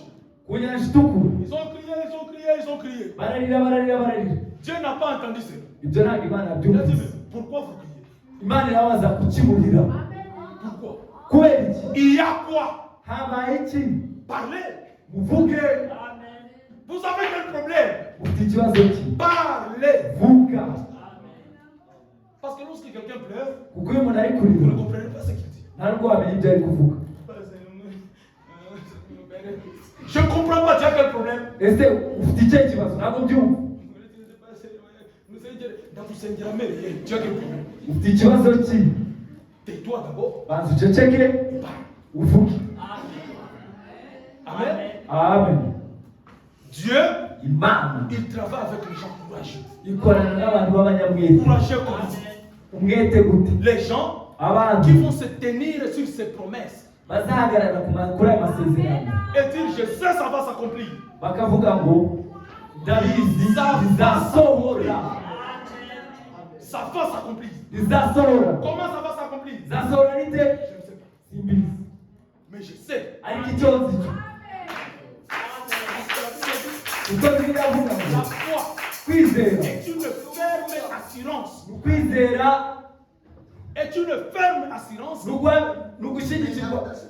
ni ugushyigikirwa kutajegajega des choses qu'on espère.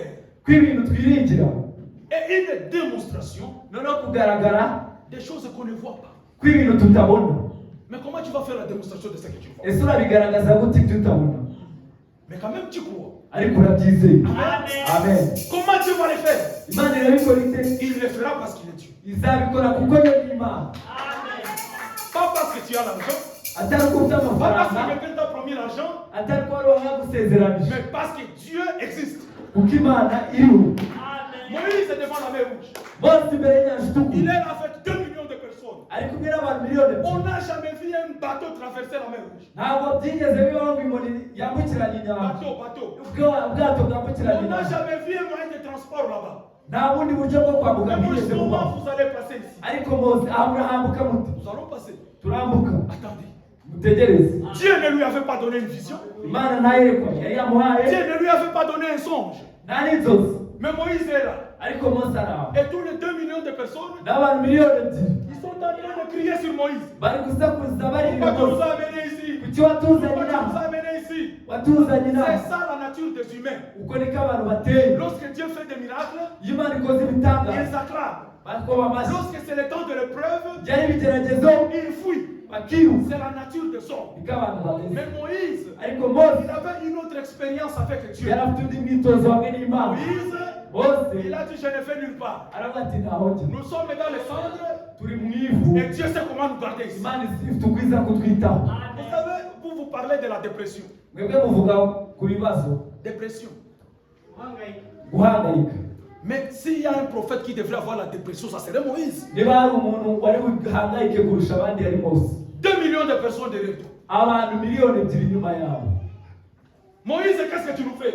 mose udukoze ibi Moïse, qu'est-ce que tu nous fais? mose Et udukoze ibi derrière là-bas, inyuma il y a l'armée de Pharaon qui vient. ingabo za farawo ziraje Devant eux, imbere yabo il y a la mer rouge. inyanja itukura Dieu imana est silencieux. iriturije Des fois, Dieu est silencieux inshuro nyinshi imana iba yiturije pour voir ta sémence, kugira ngo irebe imbuto pour yawe voir ta nature. irebe kamere yawe Amen. amen Il dit Dieu, avuga ati le imana prophète dit, umuhanuzi aravuga des ati fois Dieu, inshuro nyinshi imana il permet que nous puissions faire notre tout dernier pas yemera ko dutera intambwe yacu ya nyuma pour qu'il puisse entrer dans la scène. kugira ngo izi igaragare Amen. amen Moïse était là-bas. mose yari ari aho ngaho Dieu est silencieux. imana iratuje L'armée vient nous attaquer.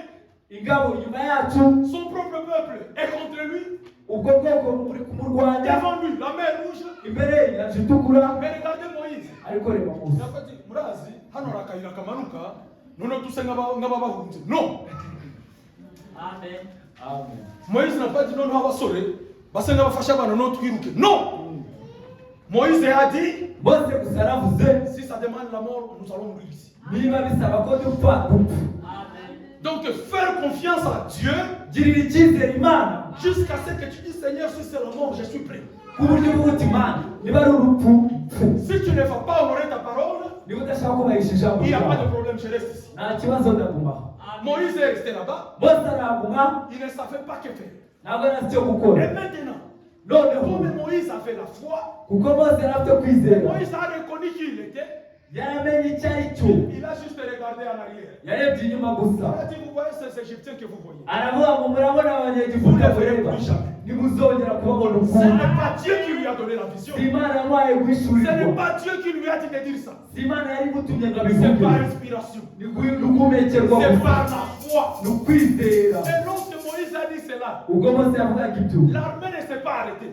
ingabo ntabwo zahagaze L'armée a continué à venir vers eux. zakomeje kuza Mais zimusaba comme Moïse a montré à Dieu qu'il reconnaît qui il est, noneho ko mose yari agaragarije imana ko azi icyo ari cyo alors Dieu noneho imana parle.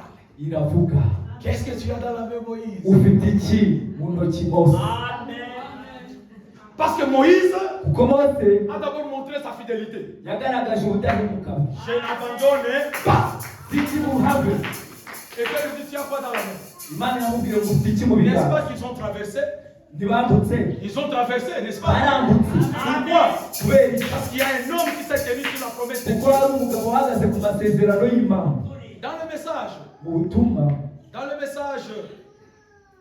la voix de Dieu qui a été frayée pour nous. mu butumwa inzira y'imana yaciye ku bwacu Il a prêché en septembre 1952. cyabwirijwe mu kwa cyenda muri 52. 52 Il dit au paragraphe 9, ku gika cya cyenda ça va vous paraître encore étrange. ibi nabyo bigiye kubatangaza Parce que beaucoup de gens ne savent pas saisir dans les messages. kuko abantu benshi ibi ntabwo babizi mu butumwa Il dit, après le service de cette semaine, avuga ati nyuma y'amateraniro y'iki cyumweru au cours desquels j'ai essayé de montrer aux gens aho nagaragarije abantu qu'il ne sert à rien d'avoir peur. ko ntacyo bimaze kugira ubwoba Amen. amen ntacyo bimaze kugira iki ubwoba uzigira utinya wenyine uriyizi umutima wawe ariko umuhanuzi arakumwaje ngo nta n'icyo bikumariye. Amen. Amen. Écoutez maintenant. Il dit la pire des choses. ikibi muri byose. Donc il dit tibi. Lorsqu'on dit pire en français, c'est ni tibi tiane. La pire des choses ikibi mu bintu byose que le diable puisse placer sur votre vie. Satani yashyira ku buzima bwawe. Ikintu kibi Satani yashyira mu buzima bwawe. Vous voulez savoir c'est quoi? Murashaka kukimenya? Il dit c'est la peur. Ubwoba. Amen. Amen. Nicyo kintu kibi cyane Satani yashyira mu buzima bwawe. Tu peux avoir vaincu l'adultère. Wanesha ubusambanyi. Tu peux avoir vaincu la fornication. Tu peux Wanesha avoir vaincu la prostitution. uburaya. Tu payes tes dîmes. Ushobora Tu kubesha viens à l'église. ukaza no gusenga. Mais si le diable est capable d'installer la peur dans ton cœur, ariko niba Satani ashobora gushyira ubwoba mu buzima bwawe mu mutima wawe byakurangiranye. il dit, Aravuze ati même si vous souffriez d'un cancer niyo waba urwaye kanseri et que vous n'aviez pas peur, udafite ubwoba que vous croyez que Dieu vous guérira, ukizera ko Imana iza kugukiza vous ne serez jamais dans une mauvaise situation. ntabwo uzigera ubaho nabi. Dieu s'en occuperait. Imana izabyitaho. Si vous étiez malade, niba wari urwaye n'importe quoi que ce soit, icyo ari cyo cyose si vous n'avez pas peur, niba udafite ubwoba il dit la peur aravuze ngo ubwoba est donc l'une des pires choses que Satan puisse placer sur quelqu'un. ngo ni ikintu kibi cyane mu Satani yashyira ku muntu. Et quelque part d'autre, le prophète dit noneho umuhanuzi la aravuga ati grande malédiction ngo umuvumo qui ukomeye repose sur l'église aujourd'hui, uri ku itorero uyu munsi c'est la peur. ubwoba. Tout le monde a peur. buri wese afite ubwoba. Encore avec le monde dans lequel nous vivons. noneho muri iyi si turimo On a peur de Poutine. On a peur de dufite ubwoba bwa Putin, On a peur de la vie. dufite ubwoba bw'ubuzima, On a peur de tout ce qui se passe. dufite ubwoba bwa buri kintu, Nous avons peur. dufite ubwoba. Kigali byakomeye. Kurya muri uyu mujyi ntabwo byoroshye. Kurya gatatu muri uyu mujyi. Ndya gatatu. Kubera iki? Je n'ai pas peur. kuko nta bwoba mfite. Je crois que umuntu normal doit manger gatatu. Nizera ko umuntu muzima agomba kurya ubundi gatatu. Et comme je crois ça, kuko byizera c'est comme ça que ça doit être. niko bigomba kuba. Parce qu'il n'y a pas moyen que vous viviez au-delà de votre foi, bien-aimé. kuko nta buryo wabaho hejuru y'ibyo wizera. Si tu crois que tu as accompagné les autres, niba wizera yuko waherekeje abandi igumira inyuma. Amen. La peur, ubwoba c'est la pire des choses. nicyo kintu kibi kibaho. Jusqu'à ce que certains ont peur qu'ils ne seront pas enlevés. kugera aho noneho abantu bafite ubwoba ko batazanazamurwa. D'autres ont quelquefois peur qu'ils ne sont pas fils de Dieu. hari n'abafite ubwoba ko noneho hatari abana Et b'Imana. pourtant, Branham dit, kandi Branham Dieu yaravuze ne peut pas vous sauver aujourd'hui. ngo ntabwo Imana yagukiza none, Il ne peut pas vous sauver aujourd'hui ntabwo yagukiza uyu pour munsi vous perdre la semaine qui vient. kugira ngo mu cyumweru gitaha Il dit sinon il ne serait pas Dieu. iravuga ngo icyo gihe ntabwo yaba ari Imana. Et maintenant, vous avez peur de quoi? none se ufite ubwoba bw'iki? Perdre la bataille gutakaza urugamba n'est pas perdre la gueule. ntabwo ari gutakaza intambara. Amen. Amen. Nous chassons les démons de la peur dans cette assemblée au nom de Jésus-Christ. birukanye dayimoni y'ubwoba muri iri teraniro mu izina rya Yesu Kristo. Vous savez, la peur, muzi ubwoba c'est une malédiction. ni umuvumo. Même Jésus à tout moment. igihe cyose Yesu La parole qu'il a beaucoup plus dit à ses disciples. yabwiye intumwa ze cyane N'ayez pas peur. ntimugire ubwoba. Petit troupeau, n'ayez pas peur. mukumbi muto Petit ntimugire troupeau, ubwoba. n'ayez pas peur. mukumbi muto ntugire Pasteur ubwoba. Emile, n'ayez pas peur. usumba Emile ntugire ubwoba. Amen. Amen. La peur ubwoba est une pire des choses que le diable peut nicyo placer dans kintu votre vie. kibi Satani yashyira mu buzima bwawe. Un homme qui a peur, umugabo ufite ubwoba il ne peut même pas prospérer. nta nubwo yatera imbere. Amen. Amen. Dans le message, mu butumwa je veux clôturer tout de suite. ngiye gusoza vuba. Il reste peut-être 15 minutes. sigaranye iminota Ne dormez pas. ntimusinzire. Dans le message, qu'y a-t-il dans ta main? ngo ese ufite iki mu ntoki? Qu'il a prêché le 20 novembre 1955. yamubwirije tariki 20 z'ukwa cumi na kumwe muri Le mirongo itanu na prophète gatanu. de Dieu parle ici. umuhanuzi w'Imana aravuga hano Paragraphe 33. ku gika cya 33 Moïse aravuga ati Mose était un échec total. yari ukuneshwa gusa. Il se pourrait qu'il y ait des gens ici cet après-midi, Haba hari abantu hano uyu mugoroba peut-être des ministres, wenda n'ababwiriza qui ont été des échecs totaux. babaye kuneshwa gusa. Peut-être que vous l'avez été en tant qu'épouse.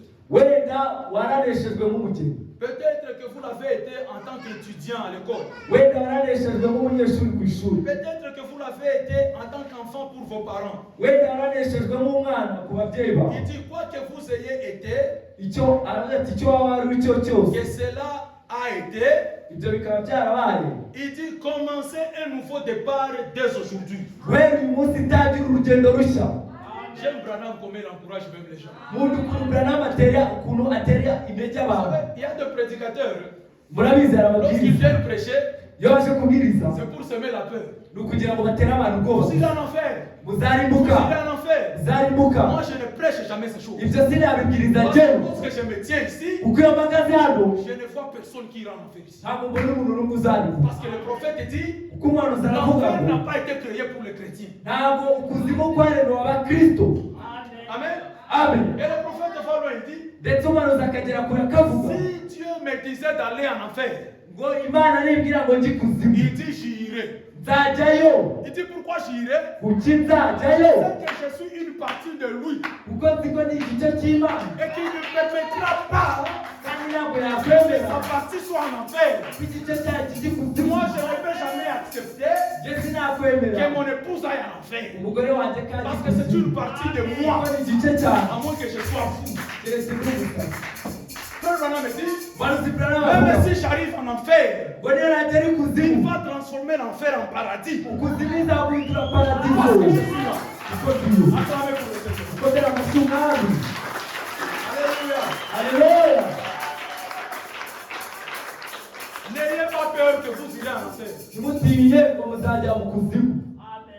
Tu n'as même pas le pouvoir de t'amener en enfer. nta n'ubwo ufite ubushobozi wowe bwo kwitwarayo. Et lorsque tu as perdu la bataille, Iyo waba watakaje cela intambara ne signifie pas que tu vas en enfer. ntabwo bivuze ngo uzajyayo. Celui qui ira en enfer lève la main. Uzajya ikuzimu ntazamura ikiganza. Personne. Ntawe uhari. Il continue. Arakomeje Il dit, ati commencez un nouveau départ dès aujourd'hui. tangira uyu munsi icyerekezo gishya. Donc, toi qui pleurais à tout moment, hein, Wowe wirize wabonye nkaho wasigajwe inyuma n'amateka, wabonye nkaho mbese Branham akugiriye inama, tangira bundi bushya. amen. Uko kwatura kwawe kuri mu nabi n'umushiha, tangira bundi bushya. Amen. Amen. Il dit, Aravuze ati peut-être que vous avez été un échec en tant que chrétien. wenda warananeshejwe nk'umukristo. Peut-être que vous n'avez pas réussi à avancer avec Dieu. Wenda ntabwo washoboye no gutera imbere hamwe n'Imana. Si tel a été le cas, Niba ibyo ari byo byakubayeho, il dit prenez note. noneho tangira no Non, andika. prenez bonne note. Andika noneho neza. Branham vous demande de prendre note maintenant. Umuhanuzi arababwiye ngo mwandike. Donc si tu as échoué quelque part, si tu as été un échec, il a cité toutes les catégories, il dit prenez bonne note de ce que je vais dire dans quelques instants à ce sujet. None yavuze ati yagaragaje aho wagiye uneshwa hose. Aravuze ati noneho fata urupapuro wandike ibyo ngiye kuvuga nonaha. Non, enfin, je ne vous comprends pas. Amen. Amen. Il dit Aravuze ati Moïse a échoué là en Égypte. Mose yaraneshejwe muri Egiputa Alors qu'il était né pour être un libérateur, kandi yari yaravutse kugira ngo abe umucunguzi, pour faire sortir les enfants d'Israël en Égypte. kugira ngo akure ubwoko bwa Isirayeli muri Egiputa. Mais pourquoi il a échoué? Kuki yaneshejwe? Parce qu'il avait fait cela de lui-même. Kuko yabikoze ubwe. Il se chargea de le faire lui-même. Yahisemo kubikora we ku giti cye Il dit, abyishyiraho. et chaque fois que vous vous chargez de faire vous-même les choses, Ni nayo mpamvu namwe nimushaka kubikora ku giti cyanyu. il faut bien interpréter ça, frère Christian. Il dit, Aravuze ati chaque fois que vous vous chargez de faire vous-même les choses en mettant Dieu de côté, igihe cyose mwahisemo gukora ibintu ku giti cyanyu mushyira Imana ku ruhande, vous serez donc un échec comme Moïse. muzaba kuneshwa nka Mose. Dieu comme Bibona. Non, oui, frère. Dieu comme Bibona. Gusa ubibona nkanda ariko urinde kwanza. Je niko nabitekereje. Ijambo ribitekereza iki? Niko data wacu wambwiye, data wawe ashinzwe iki muri Bibiliya? Amen. Il dit, toutefois que vous faites les choses de vous-même, vous mettez Dieu à côté, que ça soit même un business, vous serez un échec. Que ça soit même la construction, peu importe ce que vous faites en mettant Dieu à côté, vous serez un échec comme Moïse. Il avait pensé qu'il pouvait faire la chose. Quand il a vu un Égyptien frapper un Israélite, il a donc simplement tué et l'a caché. Et quand il a fait, il est devenu un réfugié dans un autre pays. Là en Éthiopie. Il est allé là et a épousé une femme. Il s'est trouvé du travail de gardien de moutons. Il épousa la fille de Dieu pour les sacrificateurs de Madian.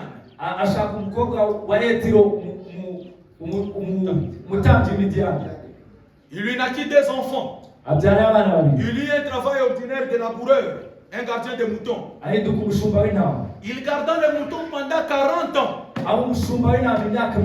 Pourquoi Moïse a souffert pendant 40 ans? Parce qu'il avait manqué de placer Dieu en premier. D'autres personnes souffrent, pas parce qu'ils doivent souffrir, mais parce que quelque part, ils n'ont pas placé Dieu en premier. Il y a des conséquences. Il dit, je pense que c'est là le problème qu'ont les églises, frères. Qu'on en a arrivé au point où nous plaçons notre église en premier plutôt que Christ. Là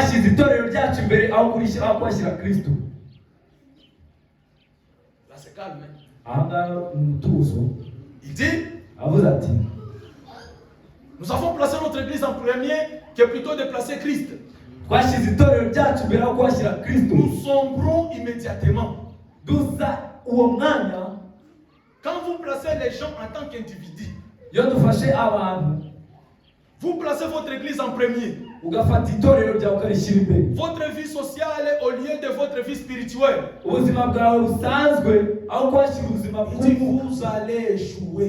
allez échouer. Donc lorsqu'on échoue, on doit aussi se poser la question. Est-ce que je n'ai pas un peu placé ma vie en premier? Est-ce que je placé Dieu en premier? Parce que Dieu, il est juste. Et il est le rémunérateur de tout celui qui vient en lui. Amen. Vous croyez que Dieu est le rémunérateur? Dieu rémunère, bien aimé. Et il a promis qu'il va rémunérer. Mais si vous le placez en premier. Parce que Pierre a demandé à Jésus. Mais pour nous qui avons tout laissé. Et nous t'avons suivi. C'est comment?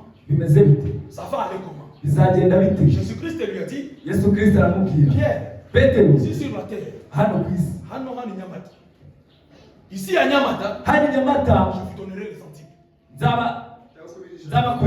Et au ciel, il y a la vie éternelle qui vous attend. Ça c'est Pierre. Maintenant, nous qui avons reçu le message, on a posé la même question à Branham. Mais on a laissé nos églises. On a laissé les pantalons. On a laissé le make-up. On a cru en ce que tu nous as dit. Qu'est-ce que nous allons recevoir? Parce que chaque parole agit en son temps. J'aime le Branham. Parce qu'il a répondu comme Jésus. Vous voulez écouter ce que Branham a répondu? Amen. Amen. Frère, nous ne faisons rien pour rien. Amen. Amen. Qui ne risque rien n'a rien. Et nous aussi nous avons risqué. On a pris le message du temps de la fin. twafashe ubutumwa bw'igihe twishyira mu kibazo. Et ce risque doit nous procurer quelque chose. Rero icyo kibazo twishyizemo hari icyo kigomba kuvuga. Frère Branham va répondre à cette question. Umuhanuzi Branham agiye gusubiza icyo kibazo. Dans l'exposé de cet âge de l'église. mu bihe birindwi by'itorero. À la page 356. ku rupapuro rwa 356. Le prophète commence à répondre. Umuhanuzi atangiye gusubiza. Celui qui va croire ça, il aura du bien dans son cœur. C'est lui qui pensait que peut-être nous sommes là,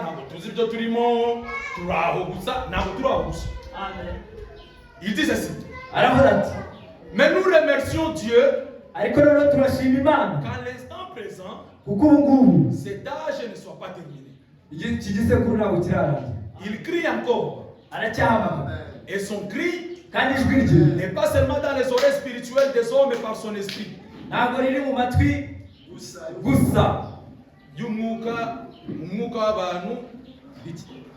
Par son esprit. Il dit, mais il y a de nouveau un prophète dans le pays. Une fois encore, Dieu va révéler la vérité. Comme il a fait à Paul. Vous savez, frère Branham était lié à Paul. Paul a dit, je prêche à moitié. Je prophétise à moitié. Un jour le parfait vient. Lorsque le parfait est venu, il s'est référé à Paul. Même lorsque le frère Branham est arrivé dans la 6e dimension, il a dit, mais j'aimerais voir Jésus. J'aimerais voir Jésus. Et puis on lui a dit, mais Jésus est un peu élevé, il n'est pas ici. Il dit, tu ne vas pas le voir. Tu ne vas pas le voir. Oui, Branham a vu beaucoup de gens venir l'accueillir. Qui sont tous ces gens? Qui se sont convertis, que tu as amené à Christ. Amen. Il lui a été dit, tu seras jugé sur base de ce que tu les as prêchés. Quand frère Branham a entendu ça, il n'a pas paniqué. Il a dit, qu'en est-il de Paul? Il lui a dit, mais Paul aussi sera jugé. Branham dit les juges. Il a dit, si Paul sera jugé, là je n'ai pas de problème. Parce que si les gens de Paul entrent, les miens aussi.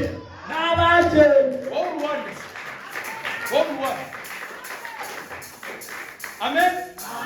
Si ceux de Paul entrent, les miens aussi. Et puis Satan peut venir me faire croire que je ne vais pas entrer. Comment? Le prophète continue.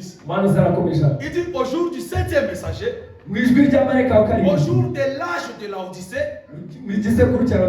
ce messager révélera les mystères de Dieu. Mais il y a des gens qui disent qu'il n'a pas tout révélé. Et pourtant ici lui-même dit que ce messager révélera tout. Comme ils ont été révélés à Paul. Écoutez maintenant votre partie. Il dit, il parlera. Il parlera. Maintenant, ceux qui recevront ce prophète en son propre nom,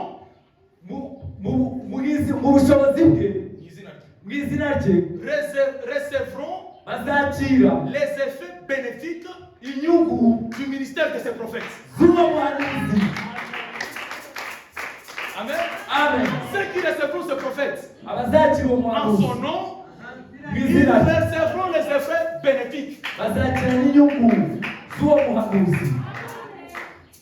Et ça c'est ici, hein.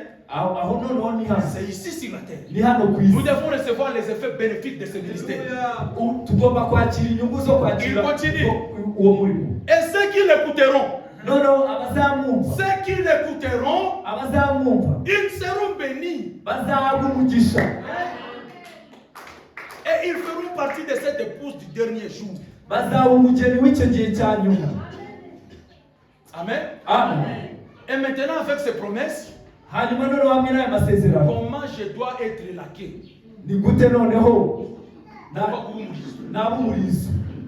Je dois recevoir les effets bénéfiques du ministère de Frère Branham. Ngomba kwakira inyungu zose z'umurimo wa Branham. Vous savez, le président de la République, Muzi ko perezida wa repubulika, tous les membres de sa famille, umuryango we wose même ceux-là qui n'ont pas étudié, n'abatarize ils sont bien. bamera neza.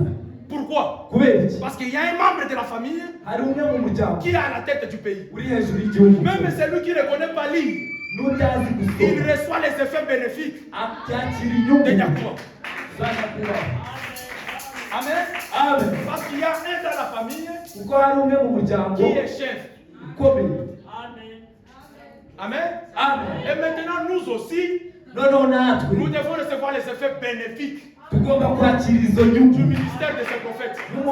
y'umurimo w'ubuhanuzi Spirituellement parlant mu buryo bw'umwuka et physiquement parlant, frère. no mu buryo bw'umubiri. Vous savez, Murabizi, beaucoup de gens pensent que Frère Branham était pauvre. abantu benshi bazi ko umuhanuzi yari Tellement qu'il umukene, était humble, kuko yari aciye on bugufi. pense qu'il était pauvre. Bazi ko yari Mais umukene, Frère Branham n'était pas pauvre. ariko umuhanuzi ntabwo yari umukene. Frère Branham n'était pas pauvre. Ntabwo umuhanuzi yari umukene. Il dit que je sois en train de prêcher ou pas, Yavuga ati nababwiriza cyangwa abwiriza, par jour je dois consommer $100. ku munsi ngomba gufata amadolari ijana, Je dois consommer, je dois dépenser. ngomba gukoresha Et amadolari ijana. $100 de 1950. Kandi ufashe amadolari ijana muri 50, Aujourd'hui, c'est presque $1500. uyu munsi ni nk'igihumbi magana atanu cy'amadolari. C'est ce que le prophète devrait dépenser par jour. Niyo umuhanuzi yagombaga gukoresha ku munsi, Ils sont en train de prêcher ou pas. yaba abwiriza yaba atari Uwo kubwiriza. muntu yari umukene bien aimé. Uwo muntu Ntabwo yari umukene. N'est-ce pas, Pasteur Rémi? Il n'était pas pauvre. Il était béni. yarahawe. Et il va loin. Noneho akagera kure, J'ai dit à Dieu, ati nabwiye Imana, si j'arrive au point de quémander, nigera igihe cyo gusaba, de quémander, gusabiriza, nigera igihe nsabiriza, usaba ni neza. Si j'arrive au point de quémander, wamaye, nigera igihe njya il dit je veux quitter le ministère. nzareka kubwiriza, Parce qu'un loin de Dieu, kuko umusigwa w'Imana asabiriza, parce qu'un loin de Dieu, il y a tant de gusabiriza. kuko umusigwa w'Imana yatangiye C'est que gusabiriza. David aurait menti. Ubwo ni ukuvuga ngo Dawidi yarabishe, Parce que David a dit, kuko Dawidi yaravuze j'ai été jeune et je me fais vieux. nabaye umusaza none ndashaje, nabaye umusore none ndashaje. Je n'ai jamais vu un juste abandonné. Sinigeze mbona Virgule. Virgule. cyangwa Akitu. akitu Ni sa postérité cyangwa se urubyaro en rwe train de quémander le pain. rusabiriza umutsima. Amen. Amen. Voilà pourquoi Frère Branham vous a dit, Niyo mpamvu umuhanuzi si vous avez été un échec, niba wanesheje recommencez à nouveau aujourd'hui. noneho utangira buri Dis munsi, Seigneur, vuga ngo je Imana, ne savais pas ntabwo nari nzi que ko cette vie ne me mérite pas. ubu buzima atari ubwanjye. Parce que vous savez, Kuko murabizi lorsqu'on est pauvre, iyo uri umukene on n'a même pas la joie. nta n'umunezero ugira. Et lorsque vous voyez les gens sourire, Ndabona umuntu ari wabona abantu bari guseka, dans ton cœur, il y a d'amertume. uhorana umuzi w'ubusharire. Wowe umva yuko umuntu wese usetse nuko ahazi.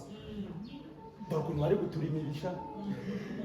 Donc dans ton cœur, tu as la haine. Ufite urwango mu mutima. Alors du coup, on arrive ici comme l'église. C'est qu'on va courir comment. Quand tu es encore dans cette catégorie, Iyo ukiri muri icyo gice cy'abantu, ta place c'est ici. umwanya wawe Demande à Dieu, Seigneur, souviens-toi de moi. uvuga uti mwami nyibuka, Souviens-toi de moi. nyibuka mwami. Parce que nous savons que les jaloux n'iront pas au ciel. Vous le Ubwo savez. turabizi neza ko abafuha batazajya mu ijuru, Amen. abanyeshuri. Mais frère Branham était clair avec Dieu. Kuko Branham yari umunyakuri imbere Si y'Imana. j'arrive au point de quémander, Ningera igihe cyo gusabiriza, je vais abandonner le ministère. nzabireka sinzongera kubwiriza. Et un vrai serviteur de Christ, Umukozi w'Imana nyakuri, un vrai croyant en Christ, umwizera w'Imana nyakuri, n'arrivera jamais à ce point. ntabwo azigera agera kuri icyo gice. Amen. Amen. Les moments difficiles seront là, Ibihe bigoye bizabaho, mais juste ne sera jamais abandonné. ariko umukiranutsi ntabwo azareka. Pourquoi? Kuki? Parce que Branham nous a dit, Kuko Branham yatubwiye même dans les temps, ko ndetse no mu ibi Dieu nous protège. Imana izaturinda. Dieu nous garde dans ses Imana izaturindira muri ibyo. Amen. Amen. Donc, je veux que nous puissions aussi savourer des effets bénéfiques. Noneho ndashaka ko noneho tumenya n'inyungu Dire frère Branham a dit c'est très bien.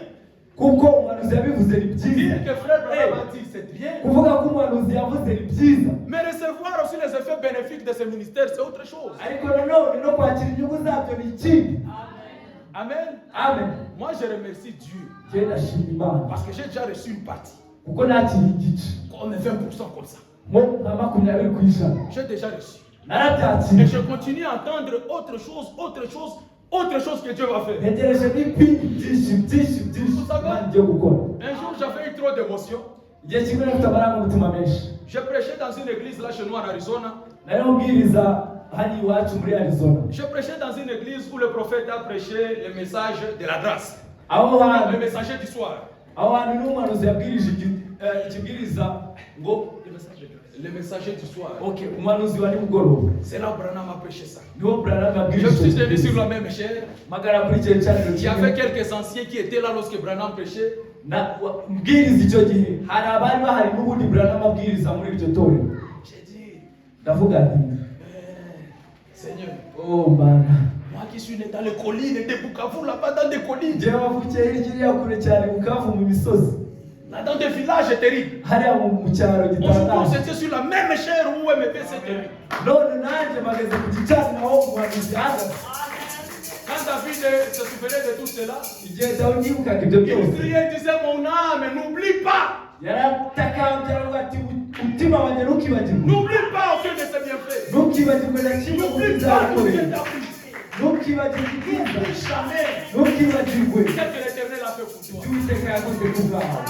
Ce n'est pas à tout moment qu'on va pleurer à Dieu. ntabwo ari buri gihe cyose tuzarira, Mais d'autres fois, kuko hari n'ikindi nous gihe devons y aller avec les actions de grâce. noneho tukajyana amashimwe. Merci pour 2024. turavuga tuti Mana warakoze ku bw'uyu mwaka Merci pour telle prière exaucée, telle prière exaucée, telle prière exaucée. warakoze Mana ku bw'isengesho runaka wasubije, ku bw'isezerano runaka wasubije. Vous savez, un jour, frère Branham s'est tenu dans l'église.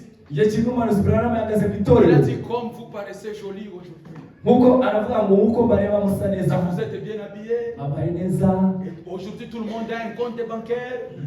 uyu munsi mwese mufite amakonti ya banki, Il dit, nous avons quelques voitures garées dans le parking. hariya hanze muri parikingi Il hari dit, Dieu a été imodoka. merveilleux pour nous. Imana yabaye nziza kuri twe. Amen. Amen. Là où il y a Dieu, il y a les changements. ahari Imana hari impinduka, Là où il y a Dieu, il y a l'évolution. ahari Imana hari iterambere. Amen. Amen. Mettez Dieu en premier, shyira Imana imbere, il s'occupera du reste. ibindi zabyitaho. Même lorsque les épreuves arriveront, n'ibigeragezo byaza, n'abandonnez pas la parole. bireke ijambo, Restez ferme dans la parole. gumana ijambo ryari naryo. Si vous perdez une bataille, nimutakaje vous urugamba, n'avez pas perdu la guerre. ntabwo atari intambara. Frère Branham me dit, Branham aravuga lorsqu'il a ngo perdu sa femme, igihe atakaje umugore we, qu'il a perdu sa fille, agatakaza umukobwa we, à ce moment-là, le diable est venu me chuchoter dans l'oreille. aravuga ngo icyo gihe satani yaraje Il dit, aranyongorera, le diable est venu me chuchoter. satani yaraje Il m'a aranyongorera, dit, est-ce que tu vas lui faire encore confiance? aravuga ati uzongera Il a uyirinde, dit, je croirai en lui. ati nzakomeza kuyizera no mu bigore, Je croirai en lui. nzayizera Même dans les moments les plus difficiles de no ma mu vie. bigore by'ubuzima Frère bwanjye. Branham me dit, Branham aravuga ati Jésus est mon ami lorsque je n'ai rien. yesu ni inshuti yanjye ntacyo Il est mfite, mon ami lorsque je traverse la crise. ni inshuti yanjye igihe nca mu bukene, Il est mon ami lorsque je suis malade. ni inshuti yanjye ndwaye, Il est mon ami lorsque je suis abandonné. igihe nawe ni inshuti À yanjye. qui d'autre unions-nous, Seigneur? ese mwami twasanga nde wundi? Que Dieu vous bénisse. Imana ibawugisha.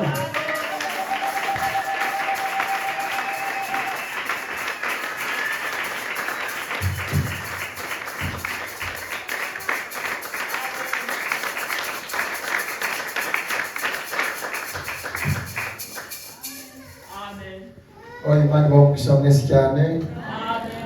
Imana ibamugisha umubwiriza wacu mbanza Confido, ubutumwa bwiza, la puissance de prise de la conscience, imbaraga zo kwiyibuka. Amen. Izina ry'Uwiteka rihabwa icyubahiro. Nicyo nkunda kuvuga iteka ryose, trace z'umubwirizabutumwa ni umugisha ku itorero cyangwa ku musozi. Amen. Yavuze amagambo menshi meza cyane, ariko hari iryagumye mu bitekerezo ryanze kuvamo. Urabona iyo usomye Esiteri igice cyaho cya kabiri umurongo wa 14, bakwereka abajyanama b'umwami. Uyu munsi nibwo maze kumenya ko Memukani yari uwa karindwi. Ntabwo nari nzi ko Memukani yari uwa karindwi nk'ukuntu havuga. Kandi umwami yegerwaga na Karishana na Shetari na Adimata na Tarushishi na Meresi na Marisana na Memukani. Amen. Memukani profeta amuvugaho cyane, avuga ko il était le plus sage mu banyabwenge begeraga umwami, yari umunyabwenge kurutaho kandi wa karindwi. Urabona inkunda ubutumwa cyane, buriya simbukunda kubera ko mbwizera, mbukunda cyane ahubwo kubera yuko nagiriwe ubuntu bwo kumva aho butandukaniye n'ibindi. Twizeraga uyu butumwa twumva ari inkuru, wasomaga izi nkuru za Esiteri ukumva ni amateka. Habayeho umukobwa wagiriwe ubuntu, wari ufite nyirarume witwa Morodekayi ku ngoma y'umwami Hasuwerusi. Ukumva byari byiza, ukumva n'Imana yamugiriye neza, ariko ukumva yaba ariyo Mana n'uwo mukobwa n'uwo mwami ni amateka. Ukumva mbega Bibiliya ni igitabo cy'amateka ya kera, ariko ikikubwira presence y'Imana, ikikubwira umwuka w'Imana, kuko ari Imana ya kera, ari Imana y'ubu n'ahazaza. Ifata za nkuru za kera ikazizana mu gihe muri eta present, ikazizana mu gihe cy'ubu, ugahita akanya ukumva Morodekayi, ugahita akanya ukumva Esiteri, ugahita akanya ukumva Ahasuwerusi, ukumva Memukani. Amen. Ndashima Imana cyane kubw'ubutumwa bw'uyu munsi. Amen. Mbega umujyanama w'umwami wagiriye Imana inama umwami uburyo akwiye kwitwara mu kibazo ni Memukani, le 7e sage. Yari intumwa y'igisekuru cya karindwi. Birumvikana iyo baje kwerekana umugore ukwiye gucibwa uwo ari we n'umugore ukwiye gutungwa uwo ari we. Amen. Profeta aratubwira mu kindi kibwiriza akavuga ngo Esiteri ashushanya umugeni. Impamvu muri Bibiliya ngo hari ibitabo bibiri byose bifite amazina y'abagore, ngo ni igitabo cya Esiteri ndetse na Rusi. Muri Bibiliya yose ibitabo bifite amazina y'abagore nibyo bibiri, Esiteri ndetse na Rusi, kuko muri ibyo bitabo bibiri bishushanya itorero, bishushanya umugeni. Amen. Ranama tubwira ko uriya Vashiti niwe wari ubusanzwe ari umugore w'umwami. Muri yaje ya la Pentecote ya Laodikiya, umugore w'umwami bari aba Pentecote, nibo bari basanzwe bazi ko ari umugeni w'umwami. Niyo babaza abandi batari aba Pentecote, iyo bagiye kuvuga ku itorero rya Pentecote bararyubaha, kuko bazi neza ko yari asanzwe wari umugore w'umwami, ntashidikanywa. Ariko kubera ko banze gutwita, yanze kubyarira umwami, hakero karusira mwakumvise, yanze kubyarira umwami umwana w'igisekuru, umwana w'igihe. Ya Bibiliya ivuga ngo abagore bazakizwa mu ibyara, kuko mu ibyara niho kumvira kuri, kuko ntashobora kwakira imbuto. Profeta aratubwira ngo igihe basabwe, igihe ubutumwa bushya bwaje, banze kubwakira. Itorero rya Pentecote mureba, igihe ibimenyetso byaje, nibwo banze Braname, nibwo bamutaye. Profete muri premier pour na deuxième pour, irafite itsinda ry'abapentecote ryagenderaga nawe. Ba Billy Graham, ba Oral Robert, bari abacuti be, bari abantu bamukunda, yigisha gukora ibimenyetso. Profeta ngo n'ibitangaza bakoraga babivanye muri ministere ye, yabigishije gukora mu kiganza, bakamya ibitekerezo, bakavibura, bose barabikora. Kurya mareka yaramubwiye ngo iyi nshuro ya gatatu yo ntuzigere ubyigana, ntuzigere ubivuga. Agerageze abona mwiyereka Imana imwereka, afatura senini ayishyira mu katoro gatoya, avuga ati wikigisha impinja z'abapentecote ibintu by'umwuka, ntabwo babishobora. Kuko igihe byageze ku bimenyetso, yavuze ngo miliyoni y'abantu bagiye kumvaho, bavuga ngo ngiye kwigira umuntu udasanzwe. Ati mwibuke ko icyo nagiye mbabwira ari ijambo, koko niho abantu bamusigiye. Bari abigishwa bose ba muri teoloji bemera Branham asengera abarwayi, bemera Branham ari guhanura, ariko ageze ku mbuto, ageze ku nyigisho, ariho bagomba kwakirira imbuto, bahise bavuga ngo aho ngaho c'est un faux prophète. muzamureke kuko aribo bagomba kwakira ishurirwa. Eglise mwabyumvise aho mwashiti yaciriwe. Ako kanya biroroshye, Imana yesi divorsa. Hari ijambo ryiza yavuze ngo umugabo aramwirukana, si umugore umwirukana. C'est un homme qui répudie, ntabwo ari umugore urepudia. Niyo mpamvu ako kanya Imana yavuze ati byari bikwiye ko wowe wamupantekote we ari wowe wakira ubutumwa, ari wowe wakira kwizera kwizamurwa, ari wowe wakira ibimenyetso. None ubwo wanze kwizera ubutumwa, aka kanya ati nepri monepus. Mugende mujye kurambagiza hirya no hino ku isi, mureba bumvira. Yari ijambo yavuze ryiza, sindi kubwiza mu mwanya we, ariko mumubwiriza aribyo bwayamumva ndasizwe. Ngo iteka ryose Moridekayi yakureba Esiteri uko yirimbishije, yazaga kumukontorora kuko we yari azi icyo umutima w'umwami ukunda. Ntabwo ari uko yari mwiza, si uko yari arimbye. Mwebwe ubwiza bwanyu ushobora kureba ngo usize iminwa uyisiga kubera ko ugiye guhura n'umugabo, ariko iyo ugiye gusenga ntabwo wimakiya. N'abariya bimakiya iyo bagiye kwiga mu cyumba cy'amasengesho ntabwo bimakiya. Birabaruke ko bagiye guhura n'umugabo w'umubiri, ariko iyo ugiye guhura n'Imana hari uburyo urimba. Iyo urimbisha umwuka wo guca bugufi no kubaha. Amen. Ibyo nibyo bivuga umugeni Esiteri. Ushobora kumvira ijambo niba yaraciwe vashiti kubwo kutumvira, ariko undi we yemewe kubera kumvira. Haleluya. Izina ry'Uwiteka rihabwa icyubahiro. Hari akantu kamwe hano mwumva aho ngaho, niho tugiye gusenga, mfite umwanya wo gusenga. Nubwo yatoranijwe kubera kumvira, ariko hari nacyo ahantu Yesu ugiye kugira ngo atubwirize. Hari aho yageze afata umwanzuro, atasabye umwami uruhushya. Yahuye n'ikibazo kigiye kubarimbura bose, kandi kugiye kurimbura bene wabo. Mu ndingero cyane ko mfite akunda gutanga ngo n'utarize mu muryango wa nyakubahwa ababayeho neza. Niba ingaruka ze zimugeraho, kangahe ingaruka za Esiteri washatse bwa zageze no ku muyuda wo mu murima uri mu ntama. Izo ngaruka ashoboye kuzisoroma kuko bari bagiye kwicwa. Satani ntabwo yamenye yuko se voilà le mystère du son. Niyo mpamvu igihe cyafungwaga cya karindwi habaye iki? Nibyo byabwiwe ngo ntuzavuge ubwoko, identite yawe, icyo uri cyo ntuzagihishure, uzakomeze wicecekere. Wazaguhiga atabizi, ariko igihe uzahishuka uzabagatiza ku bwoko. Ikimenyetso byamenywe hari ibanga. Ntabwo ikimenyetso cyawe ari ikimenyetso cyanjye, ni ikimenyetso cya Paulo na Efeso. Kuko profeta atubwira ngo setso, ça veut dire cet âge de l'église. Dans le 7e messager de la nuée, c'est lui qui avait le 7e sceau. La chose que je me suis demandé toute ma vie, nous gagnons ubutumwa bwe yaramuzaniye. Kuko 7e sceau c'est Apocalypse 10. Niryo banga rya karindwi, ibanga rya Memukani. Amen. Nibwo butumwa yaramuzaniye. Icyo kimenyetso cya karindwi hari identite kiguha, hari umwirondoro biguha. Uwo mwirondoro ni ibanga ryashyizwe mu bitabo isi itararemwa, ari ryo umenye uyu munsi.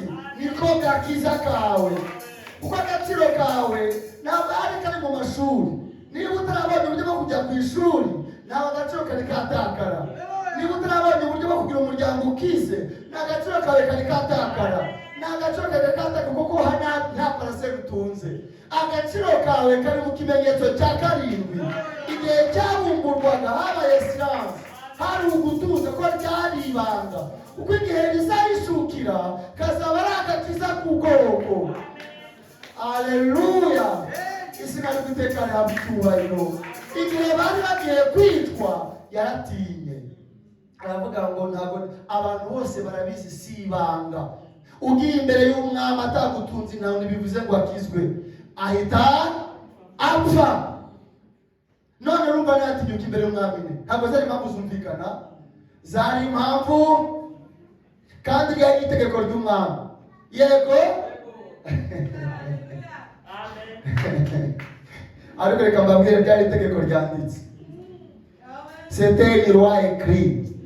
Kuko profeta avuga ngo ubuntu bujya busumba ibyanditswe. Yego na? C'est la grâce, c'est que ça fait la grâce c'est. Igihe yamubwiye ngo ntugire ngo uzakira wenyine. Ntabwo bizi ashobora kuba impamvu uri ibwami ari ukugira ngo kintu gihe nk'iki gikugira umumaro. Arangije nibwo yavuze kuri wa mukapashinari yavuze ngo n'icyo turwana kidakwiye ko dupfa tureke kurwana. Aho gateka ngende mpfe ariko njye gucungura ubwoko. Akora ibintu yica ijambo, yica itegeko. Itwumva ko Yesu ari Kristo yararikandagiye kuba gukira k'ubugingo bwe, kuko nta tegeko ryaruta mu buzima bwe. Ari imbere y'umwami, umwami yahagurutse ku ntebe ye, ntabwo ari ubikora atapreniye conscience, ntabwo ari ubikora atisobanukiwe, atamenye ko ari umwamikazi. Iyo umwami avuga ngo apfe urebe ko basigara, ntabwo byari gukunda. Iramubwira ngo umwamikazi ashaka iki? Niyo cyaba ari igice cy'igihugu cyanjye, Imana ikunda bisobanukiwe, ndakiguhereza. Amen. Kuko arangije kumenya ko ari umwamikazi. Izina ry'Uwiteka rihabwa icyubahiro. Igihe yabaye manifeste ikibazo cyarakemutse. Mwagize ngo hasuwe Rusi se nako Namani wakiraga imusi na Namani dufite. Dufite Namani antichrist. Murabiyobewe? Hari akarengane gategereje itorero.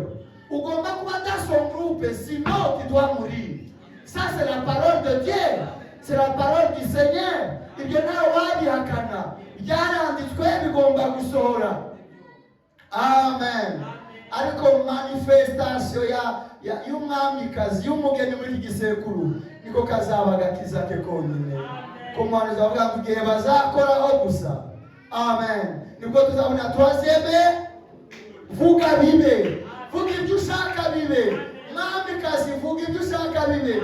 Ntabwo ari bya bifite ubutware. Ubutware nabaye umwamikazi. Vuga ibyo ushaka. Ibyo byabaye kubera gahato, kubera Namani yamanitse igiti, kuko ubwoko bwari burangiye.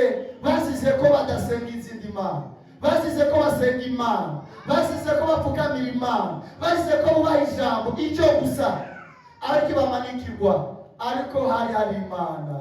Igihe kizagira umwami avuge ngo no, n'igihe cyawe vuga. Amen. Munda ko amateka yisubira, munda ko ubutumwa buzana Imana y'amateka ikaba Imana y'ukuri, yumvikana kandi igaragaye. N'ukurayo wasera. Izina ry'Uwiteka rihabwa icyubahiro, kandi Imana yacyara umubwiriza butumwa. Amen, amen. Reka duhagurutse twibabwira Imana mu isengesho. Imana ifashe buri wese yibuke, buri wese amenye agaciro ke, amenye izina rye. Amen. Kuko tuzi neza ko Imana yishuye ibishwe byose kubw'ibyiza byacu. Amen, amen.